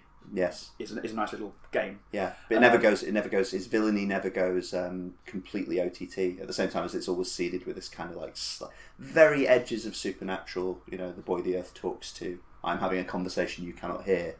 All those kind of elements. He's always a super villain just on the right side of it's precisely because even the things that sort of hint that way could be written off in his own sense of mythology and his arrogance, and it's fine. Whereas in this, he is the only villain. Like if you're coming in cold, it's just he's there from the beginning, and he is. It's almost like he comes back to town, which is part of the plot. As somebody who is now a senator in California, and ends up looking kind of silly and petty. Yeah, in a way that he playing the same games he did before, but worse. Yeah, it was. I think when I say Hearst shouldn't have been in it, I would have been fine with that speech he gives on the statehood. Yeah, maybe he leaves after gives a speech on statehood, is embarrassed by Trixie in public, and then leaves a new villain there. He goes back to California, or back to I don't know what's the capital of South Dakota. I don't know. Bismarck. That's North Dakota. Pierre. I'm not sure whether it was Pierre, but anyway. I definitely bow to you on that. Yeah, he goes back and leaves a new villain for us, a new character. There were no new characters really, weren't there? Apart from the disposable henchman and Woo's adorable grandson. Little Woo. Yeah. He was great. Yeah. And leaves a new kind of monster behind, and it's all done via. So the fact that if he is undermined at the end, if he is made to look foolish, if he is made to look clumsy, it doesn't reflect badly on what we know of Hurst. Yeah, I suppose the reason I was saying I could do without Hurst altogether in this, although he's great, is I don't think this needed a plot of that nature. There's enough like even just Alma coming back. It's a different sort of. It's not a villainy returning, but it's enough of a shake-up for new events to be set in motion. Yeah, I was expecting it to be. Alma comes back on account of some business interest, and that causes some kind of instability in the Bullock household, which we've shown has developed. Yeah. And that causes friction. There's no actual real sort of domestic or civic, or even sort of civic friction in the very small civic sense that the community is. If anything, Hurst is the town against Hurst, and the town seems so solid and and again you've done that and familial. Yeah, man, that's done to my satisfaction anyway. It would be more interesting that rather than you go, hey, do you remember when we left the town? It was a town against Hurst. Well, that's still true. Yeah. If some new politics had emerged, something petty like not petty, but silly that Bullock's job as marshal had created some friction with another pillar of the community in some other way. Well, you don't really. I mean, because this is a TV movie where one of the greatest characters in TV history, Al Swearingen, as portrayed by Ian McShane, is shown to be declining, and I think he's implied to die at the end. Yes. I think there's a twitch of the hand that suggests he died. But it's just, who cares? Not who cares. That's not what we think. Deadwood fans. Whether or not he is dead is not the most important thing in it. But I mean his decline and like making provisions for his will, and like kind of leaving this plane but more specifically this town that he's essentially run for the last 15 years.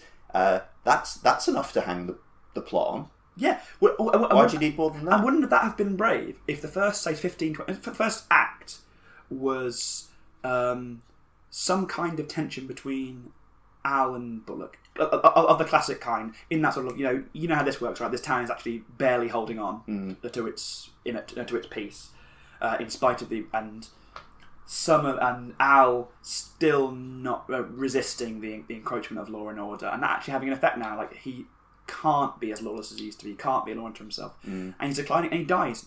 End of the first act, of old age, in sort of ignominious, non-glorious way, of whatever kind of gross disease he's got. That would be brave. And there's now a black hole in the centre of this town that there wasn't before, and there is a rush to fill it, and no one quite knows what to do because there's different restrictions on them now. It isn't just this is a gang war. Yes, it can't be anymore because there's civilizations arrived. That would have been a good way. Again, it would have been braver at least. Leaving us with only the running time we have. Let's say you split that hour and a half into roughly 45 minutes, which is a final showcase for Ian McShane. Yes, and then he dies. So it's almost like the first episode is almost Al's deathbed. The episode. Yeah. And then that last 45 minutes is hints, again a little bit like the Game of Thrones, like hints of the new world that is to come. Yeah, and weird alliances that emerge. So someone like Seth, even though he is Mr. Law and Order, actually preferring the world that Al probably wanted, and him fighting more for that, and then someone like, I don't know, maybe some tension between him and Sol, even though I love their relationship, but it makes me well up inside. It's a lovely good old fashioned friends. Yeah. Sol wanting something along the lines of a more stable business environment, or that kind of thing, or just wanting somewhere that he can raise his kid where there isn't the risk of having your throat cut in the night. Swearingen tells him to go into politics as a wedding present. Yeah. I actually love that as a moment. If we want to talk about moments throughout it, I can pick loads I like, and that's why I didn't. At the end of it, I was happy. Yes, there were some great. I can't recall any of them, but there was. I mean, the last line being one of my favourite. Our Father who art in heaven, and let him stay there. Let him stay there. Something like that. You know what? Love that sort of thing. I'll tell you what. Let's document some of those moments because I don't want this to turn into one of those things where we're just moaning or nitpicking or anything like that. So, the Charlie Hurst scene where he's sitting on his land and Hurst is trying to buy his land. Yes. And he's talking about his father telling him to make judicious, use of land and sale of land. That was actually the point where I thought that they hit their stride with the writing. As in, like, the actual, how did our Deadwood character speak again? Wasn't it slightly Shakespearean and ye olde? But and they kind of got back onto typewriter, started writing again, and the first few scenes did sound like someone writing a little bit like they thought Deadwood was written. Right. I mean, maybe they can get away with it by so many of them are reintroductions of characters to each other that the formality might be up a bit. So, like in world, you can have a sort of headcanon to explain it. But the point where they had that discussion on the riverbank was the point where I go, yeah, this just feels completely. Maybe it was time. Maybe I'm 10 minutes in, but it felt incongruous. It's probably a collaboration between them. Sorry, the writer, the writer getting into their flow, and maybe, I know this will be done in revisions and stuff, but you getting into your flow as an audience member as well, isn't it? And yes. So and I was aware watching it about how much slack I'm going to cut it, because a bit like when you fall in love with somebody and everything about them is great. I'm like that with Deadwood. Even things that when I go, oh god, I love their little flaws. Yeah, that was clearly intentional, right? Because you guys are just geniuses, and they go, yeah, sure, yeah, that was meant to be, that was meant to be like that. So, when the point where that conversation sounded a little bit too like somebody writing ye olde, I go, no, they meant that. They definitely meant that. What's that saying? They're saying there's awkwardness there. It's definitely intentional. There's definitely subtext here. Maybe there wasn't, but I'm willing to forgive it and assume there is. It's funny to talk about the little flaws and loving them. I don't know whether it was HBO, David Milch, or their joint decision, but that it's not like they've not taken anything on board about things people didn't like about the excesses of maybe season 2 and 3. The actors are gone, for example. The actors. It took me a while to realise after the finale. I was like, there's the acting troupe. The acting troupe. Sorry, they're just gone. Yeah, they're gone. They're just gone, and that felt like almost like all right. We didn't really know what we're doing. We didn't know we were doing that. Well, that felt like one of those things I never got annoyed at them for, because I first of all always assumed they're there for a reason, and when it turned out they weren't really, I thought, oh, that's because the rug was pulled from under you. Yeah. And for all I know, there was going to be something planned for them that was intentional, but unfortunately, because of how studio politics works, you've been unable to do that. I forgive you. Yeah, I think it would have been fun to see. Was it Brian Cox? Yeah, that's the thing as well. I like Brian Cox so much that I don't want to be. I don't want to be the guy that goes, I hated your role in that show. That I love. No, totally. But I suppose I didn't miss them, and part of that is because we only had 90 minutes. So I think if that was just a pragmatic decision taken for any reason, but even if it was just for time constraints, fine. Yeah.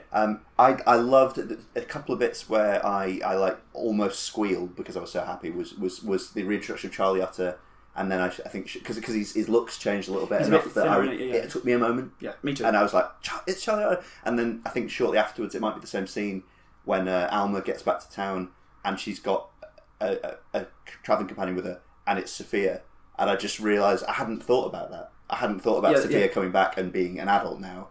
And I just couldn't. I just lost my shit. Really, I don't know. It was kind of like an emotional response. And I don't know. It's not like Sophia did much or anything. She was obviously a pivotal. Because no one did much symbol. Really, apart from Seth. But, yes. But that was just one moment where I don't know why, but my emotions were. I guess because it's something I hadn't really factored in would probably be the case, and they were presenting me with it. Yeah. No, there were a few that I'd forgotten. Like not forgotten. Forgotten that would have to be there. So if Alma does come, it's likely Sophia will come with her. Although you could have written that off. Oh, definitely, yeah. She didn't have. That was another thing. She didn't have to. Yeah. So it's a nice treat. I think the Doc being there was always a reassurance. Just like, oh yeah, Doc's back. Yeah. Oh, I remember him. Seeing EB still being mayor. That was the bit that made me laugh. Obviously, being the world's biggest EB fan, just remembering one of my favourite tropes about EB is that he's desperate to be respected, desperate to be powerful and influential. And in his quest for respect and all his machinations, which are always dreadful, is completely willing to, and not just willing, swift to straightforwardly embarrass himself. So when he has been spying on Hearst, knows that Hearst is basically ordering the lynching of Samuel, and he's squirming in front of Hearst. Hearst asks him why, and he instantly declares that he, on account of being old, is about to shit himself. Yes. And just like, that's it. EB is doing so much silly stuff to try and be to be important and respected, and yet, drop of a hat, he'll throw himself under a bus. It doesn't need to be thrown under just to avoid getting in an awkward situation. I also I'm obviously going to rewatch it because I missed a hell of a lot, and I'll have to think about a lot of it again. But also I think the implication is a bit vague on whether he's mayor again because no one else wants it, and it's now such a diminished role that only he will do it, or he's just still dining out on having been mayor for about a year in the last decade. I had assumed that he is still mayor because everyone's forgotten that he's mayor, because the whole reason that he's gotten the mayor gig in Deadwood is a nothing job because they had to give EB something to it was a means to an end. Yeah. So no one cares. No one saw it as a real thing apart from him. Yeah, and even he on some level. There probably hasn't even been an election because no one remembers there's a mayor. Yeah. That would be such a wonderful place for him to end up. And maybe him saying something, quite frequently about, I'm the elected for my second term, or third term as mayor. And then people be like, there haven't even been elections, or there was and no one voted. Yes, something like that. I think you're saying here how this could easily turn into the EB Farnham podcast hour. Well, yes, I'm happy to do that. Which we should probably do as a spin-off and have done. I'm happy there was lots of him spying through partitions. That was good. Yeah, I mean, he always sort of embodied the sort of controlled excesses of Deadwood, I suppose, stylistically. Yeah, well, it was one of the ones where he got his own style of monologue that no one else got. The proper Shakespearean soliloquy. No one really. Jane had one at the beginning of this episode. Yeah, she did. I noticed that. On the path, which they didn't normally have, but EB did. I liked them because he was such a Polonius-like figure. Well, that was another weird Jane starting off the show, because I think you see the train, don't you? Sort of slightly unconvincing CGI train. Yes. And then Jane's there doing a full-blown soliloquy. I agree, and I actually thought that's another weird. Right at the very beginning, that was one of those moments of who is this for? Because I was kind of they're making this dynamic, exciting, not movie budget, but kind of accessible kind of, here's an HBO classic returning, and then they instantly hit you with the floweriest of what it did from a character where you're not even necessarily expecting it. I thought that was really interesting. You've got this prologue. She does this prologue almost, doesn't she? Before the town proper. She does it. It's like the Greek chorus. Yeah. Well, and she talks about her purpose in being back to see Joni and things like that. And she's sort of, this is who I am, and this is what I'm about to do, and this is what I'm looking for. To no one. There's plenty of that. To the horse. And but at that point, I thought what was going to happen was you got the train, so something new's there. We were now more developed as a town, more industrialised. That's the trains brought with it more Hearsts.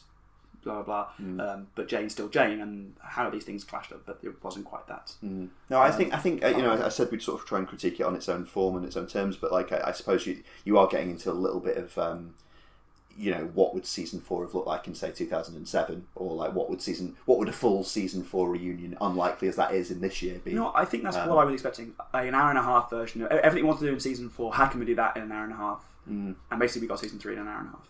But maybe that's my problem. Yeah, no, I think I didn't. The form of drama they gave me in this seemed quite shallow and rushed. I didn't need that form of it, but I fully relish the opportunity to see all those characters back together. Yes, yeah.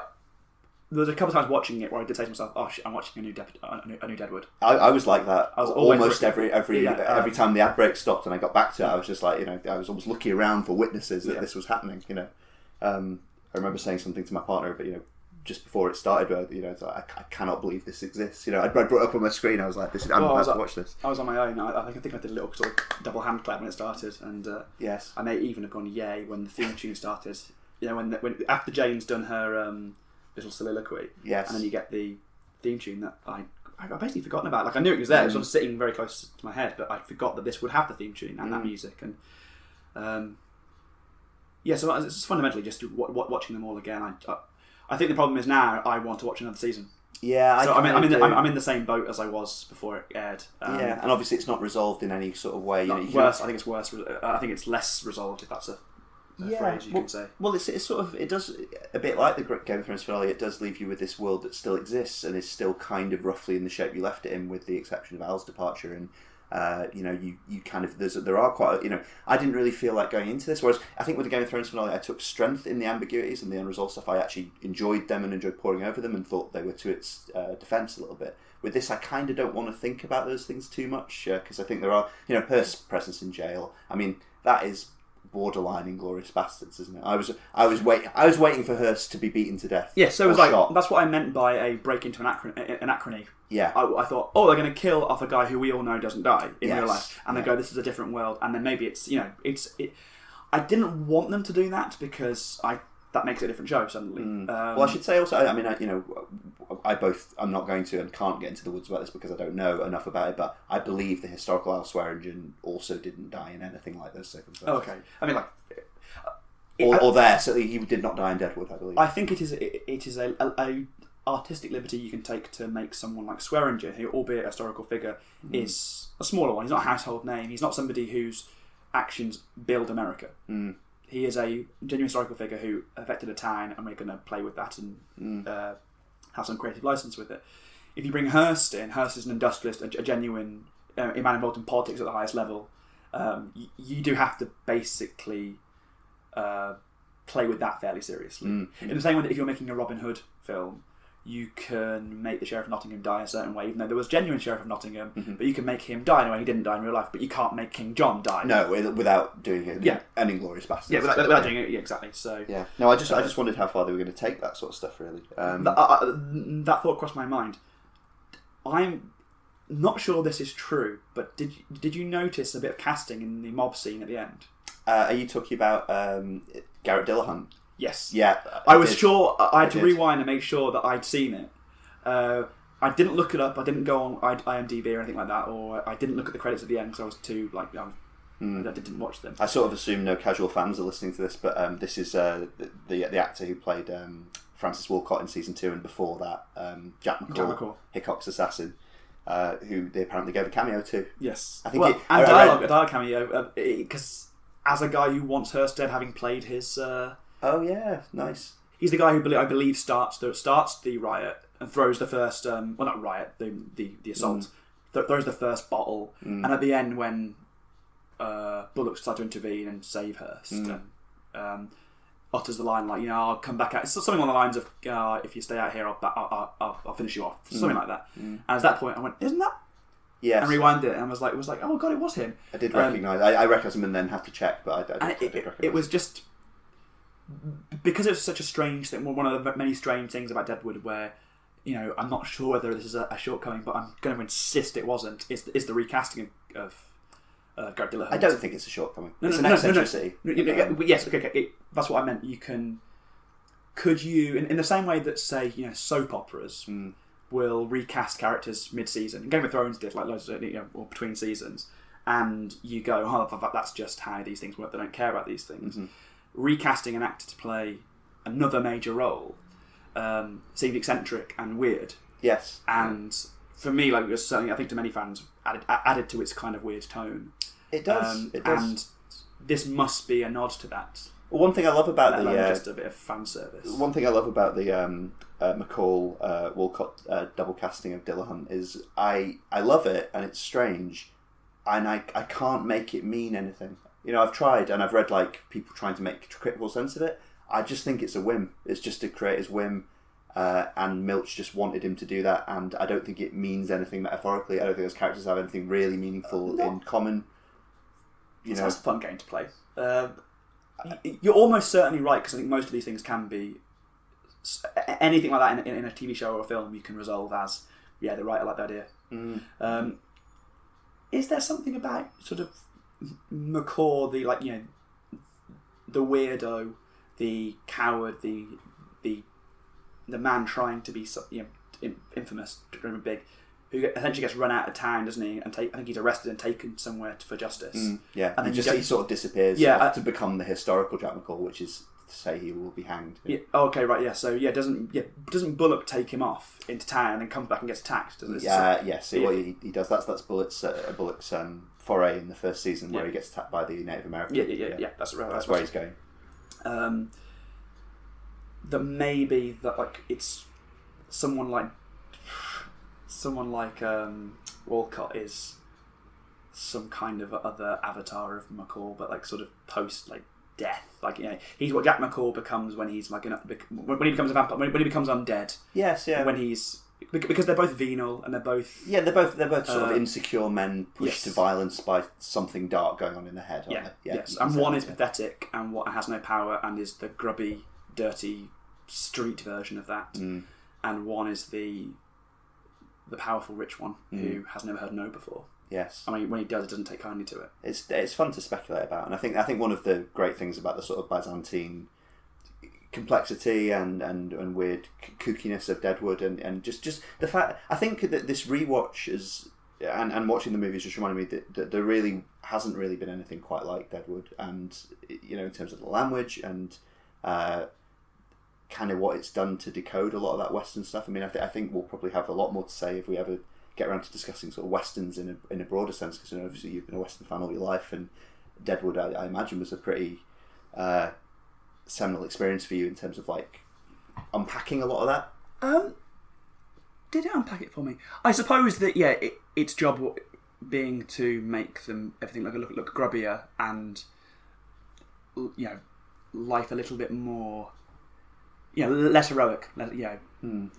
That's very straightforwardly true. There are other westerns like that where death comes quickly and unpleasantly, and there's no glory. Although Deadwood always had heroic characters, didn't it? I mean, I remember like critics saying that actually it's a much nicer show than it's given credit for. It's borderline sentimentally mawkish at times. Well, put it this way: the Seth Bullock's character trait is a man who wants to be disinterested in everyone else's life but can't bring himself to be. Yes, not everyone else's life in morality. Yeah, he would like judicial morality specifically. Yeah, well, I think that's what his crutch for himself is.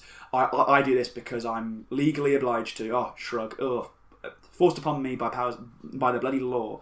Or it's not. We all know full well it's because he can't not do the right thing. Can I also just raise a point? I've had a longer think in the last 2 minutes about what I said about Jack McCaw and Walcott. I think it's bullshit. I just thought that McCaw himself, I call him Vino. I think that's true, but Walcott is a more he's sort of more bizarrely dedicated to another person in the way that McCormick can't be. Yeah, this is where I wish I'd finished my rewatching of season 2. So, this is a man who actually, spoiler, kills himself because he's let someone down, who he clearly admires. So that doesn't work at all. I regret saying it. Retracted. I think basically they're both weird. Yes, they're both weird. And yes, as indeed this was a very weird finale. Yeah, yes. So now I'm trying to figure out, other than just a cheeky wink to the camera, what's being said about that particular townsman by casting Garrett Dillahunt? Well, I think nothing is the answer. But. I think his inclusion chimes with the fact that they have included almost everyone it was possible to include. I think so that we noted some of the absent actors and characters are Richardson is in there because the actor passed away in 2015. Cy Tolliver, that was widely known at the time, just the actor Powers Booth had passed away, that he wasn't going to be part of this. That was another slightly disappointing thing for me. That I'll rewatch it, and people who've watched it more by the time they hear this will know whether this is true or not. I can't quite remember whether he was explicitly referenced or not, because you see Joni's living in the Bella Union, isn't she? I believe he wasn't at all. Joni's living in the Bella Union with the implication that she's inherited it. Yeah, I suppose. And he's not mentioned. I don't think his name might be mentioned. I may have missed it, but I don't. He's certainly not gone into it at a great degree, which is fine, because Cy was a pathetic character who was by the end of season 3 was arguably sidelined anyway. Yeah, he'd run his course. Yeah, and they'd handled that quite well by saying that his particular brand of politicking had backfired on him, and he'd become nothing more. Basically, he'd thrown his lot in with someone who he thought was going to be the winner, who swiftly didn't need him because he massively overestimated his own power and influence. Yeah, and then left the camp anyway. Yeah. Which is another thing I think is neater about, well, not neater might be the wrong word, but it's better about Hearst moving onwards and upwards. Yeah, we've mentioned this before when we were talking about shows we like and didn't like, and actually one of the reasons we like Deadwood as a historical drama, a bit of period piece, is if you're going to focus on something small, your remit is look at this town that exists in a real time, in a real place. The big players at the time, like presidents, senators, industrialists, aren't going to all converge on that town. We watched a show years ago. We didn't like it, but I won't reference it. But it was a historical drama set in a medieval town, and the reason we disliked it was in episode 1. The king's been there. Every historical person from that time has been in that little town, and that isn't how this major figure in the Crusades pops in. Yeah, precisely. Every name that you can mention turns up, and you don't get that. You get one of them, but Hearst relatively is not. It isn't like the president walks through. You hear talk of Custer, you see Wild Bill, but these aren't. These are famous people, but they're not like. And they definitely were in Deadwood. And they definitely were in Deadwood at that time. And they come in, and Hearst. The reason Hearst's so good in season 3 and season 4 is that the shadow that he's already cast and the way he acts there is entirely in keeping with somebody who is bigger than the camp. Yes. And then They can move on. That's the thing. He can That's move part on. of the chillingness of the end of season 3. Absolutely. In the end, none of this was that important to him. And that's how you make this world feel big. Is that there is something massive beyond this town. Yeah. Well, whilst leaving the town and its community and its small victories and even just its survival important. Important because that's how drama works. You're concerned about how the town survives or moves on now because the small bits of happiness. Because I like A, B, and C and D. I like that guy. I like that girl. Blah blah blah. I liked it. Having Hearst come back is a bit like it didn't seem necessary. Like whatever Stampede left exists and will be there indelibly without him being there. So doing a speech is fine. I don't mind that, but I would have preferred it if he'd been more absent. That was fine. I mean, I liked things about the finale. Like I liked the fact that Alma came back and her and Seth had several lingering moments and embraced and danced together, and those were. Those were all pointing to an enduring lust and love and regret. But I also like that didn't really go anywhere. I thought that was fine. Well, yeah, it has no space to go anywhere. It was fine considering that's what they chosen to go somewhere else. So while they're going somewhere else, then yes, I think that's a very grown-up way of doing it. That they both realise it's just not worth it.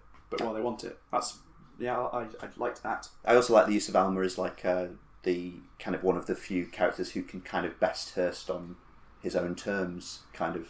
Yes, although that did feel a little bit like it was just necessary for the plot they built for themselves. It was almost like they have a god on their sides, and it's Alma, and she can shoo that god off for now, Yeah, but then that makes Hearst feel less powerful, because we know Hearst now is a nationally massive politician and industrialist. The idea that the slightly parochial industrialist can show him off didn't strike. I suppose she owns a bank. Back from New York. Oh yeah, she owns a bank. You don't really have much hint of how powerful or rich she has become. That needs to be a bit fleshed out then for her coming up against Hearst to work. Yes, that would have worked if Hearst had just left a proxy who didn't quite know how to wield his power. But again, that works. Hearst backing off in that moment, going, ultimately, this isn't worth it. I got a bit carried away. Doesn't really chime with him then crashing Trixie and Star's wedding feast, does it? And that ended up feeling. And again, this is going to sound beyond really personal spite, I guess. It did. But that, I think, the ineffectualness of that. He turns up and essentially Bullock just says, "No, we're not going with that. We're not going with your version of events. I'm arresting you again, and you're now going to get beaten by a mob in the thoroughfare." Left that feeling even more weirdly drained. Like, why had Hearst not thought that through more? Yes, yeah. For a guy who you worry has got every angle covered, that there is no way at him, apart from very small, inconsequential victories that are Pyrrhic anyway. Yeah. It did seem too easy to get to him. Yeah, that was my low light. Yeah. I thought the way that resolved, and it wasn't through some sort of cleverness or piece of blackmail or something that he could throw at Hearst believably, or even just, again, he just leaves because he doesn't mean that much to him. Any of those would have been more satisfying to me than that bit. Yeah, no, yeah, and it's... Yeah, like... Because he wasn't even shown as an act of desperation, like he did something silly because he'd lost himself in something. And it was clear that it wasn't going to work. The point where he comes in with the two sheriffs, I think you're meant to think for the next couple of minutes that this could work. Yes. Yeah. And they don't even give you that. They give you pretty much instantly no. Which only works if they've shown him to be fragile beforehand. If they're playing the it's stepping up card, then you need to make that land a bit better. Well, and not puncture it. Mixed metaphors to puncture the bubble so quickly. Well, I suppose the whole plot of the TV movie being like Hearst implicates himself in the murder of someone with EB witnessing the conspiratorial chat. All that's kind of silly as well, isn't it? But yeah, you're getting to use EB as that nice kind of Shakespearean onlooker, and everything. But all of these are things Hearst wouldn't really do. Yeah, which is why it seems like someone's made a feature-length adaptation of Deadwood rather than made a new episode. Yeah, or a feature-length adaptation of season 3. Yeah. I agree. Yeah, rather than try to resolve it, because it's less resolved now. Because presumably whatever happens next isn't just history happens. That's the resolution of history. Season 3, history happens to Deadwood now. It's probably personal. It's going to be individually targeted retribution from one of the most powerful men in America. And that was always the resolution of Deadwood, wasn't it? History happens now. Yeah. And that's not true anymore if you take this as canon, which you will because it is. And then you've got this sort of phantom thread of, as we've said, like, you know, of Swear Engine's demise. It's almost like this resolution that's not able to be born in the finale because there's too much else going on. Yeah, or if Al dies and it's sort of the tone is, and that's the last bit of old Deadwood gone now. It's gone, and stop moaning. Yeah, and that's the writer saying to you, stop thinking about it now. You've had that. If you were asking what happened. They lost. Yes. That world died. Move on. And it wasn't. You do get that, but then you get... Deadwood got a little victory. Another one. An unnecessary one that we now know... Bullock went back to his family. Yes. That's all fine. Trixie and Star are married, you know. I don't know. I mean, I'm left overall... It's been interesting to sort of tease some of this apart. I'm still left feeling very good about it, and I'm still looking forward to rewatching it. And I think what I might do is carry on and rewatch the bits of the series I didn't get around to, and then rewatch the finale. I was wondering, while getting back into it, how it would feel to watch it straight after 3. Yes. To go all the way through, 1, 2, 3, 2, I need to cough. I've ruined everything. And whether that will feel different.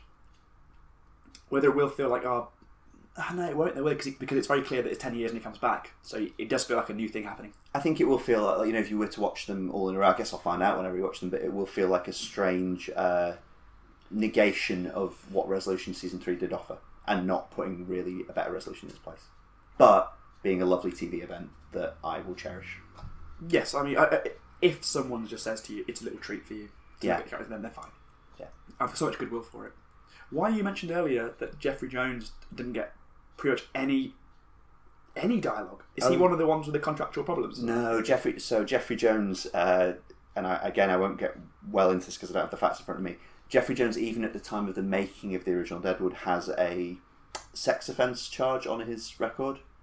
Gotcha. Right. I believe it's to do with child pornography, put it that way, and I believe that was known when he was in Deadwood, but has since become a lot more controversial on account of the time changing. A bunch of social changes, and the fact that he's in it at all is somewhat surprising. To be honest, I'd forgotten about that. So I just saw him. I saw Merrick. That's news to me. Yeah, I saw Merrick and thought that's a strange demotion for a character that I imagined was quite well liked because he was a good character. Yeah, I've not really looked into that properly, but that's what's going on there. I wish I hadn't asked. Yes, please. Well, I think that was a really great chat. I really enjoyed talking that over, and it is so fresh in my mind.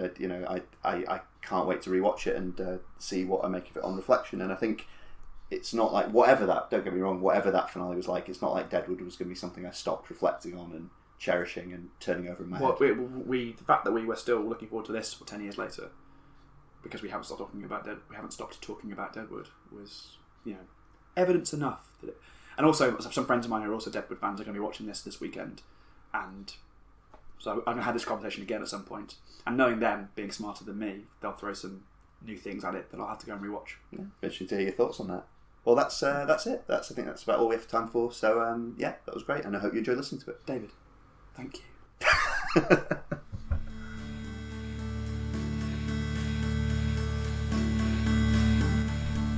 You've been listening to the EscapeGoat podcast, hosted by David Blake Fagiani. If you want to contact the podcast with any feedback or thoughts, you can leave comments on our Libsyn page or under our YouTube videos, or email us at escapegoatpod@gmail.com. You can also reach the show on Twitter on @egoat_pod and follow us for new episode notifications, or get me personally on @dbfagiani. This podcast is available on YouTube, Apple Podcasts and Spotify, as well as our Libsyn site, escapegoatpodcast.libsyn.com. Original intro, outro, and any other incidental music for this podcast is composed, produced, and made available by permission of Richard Gilbert.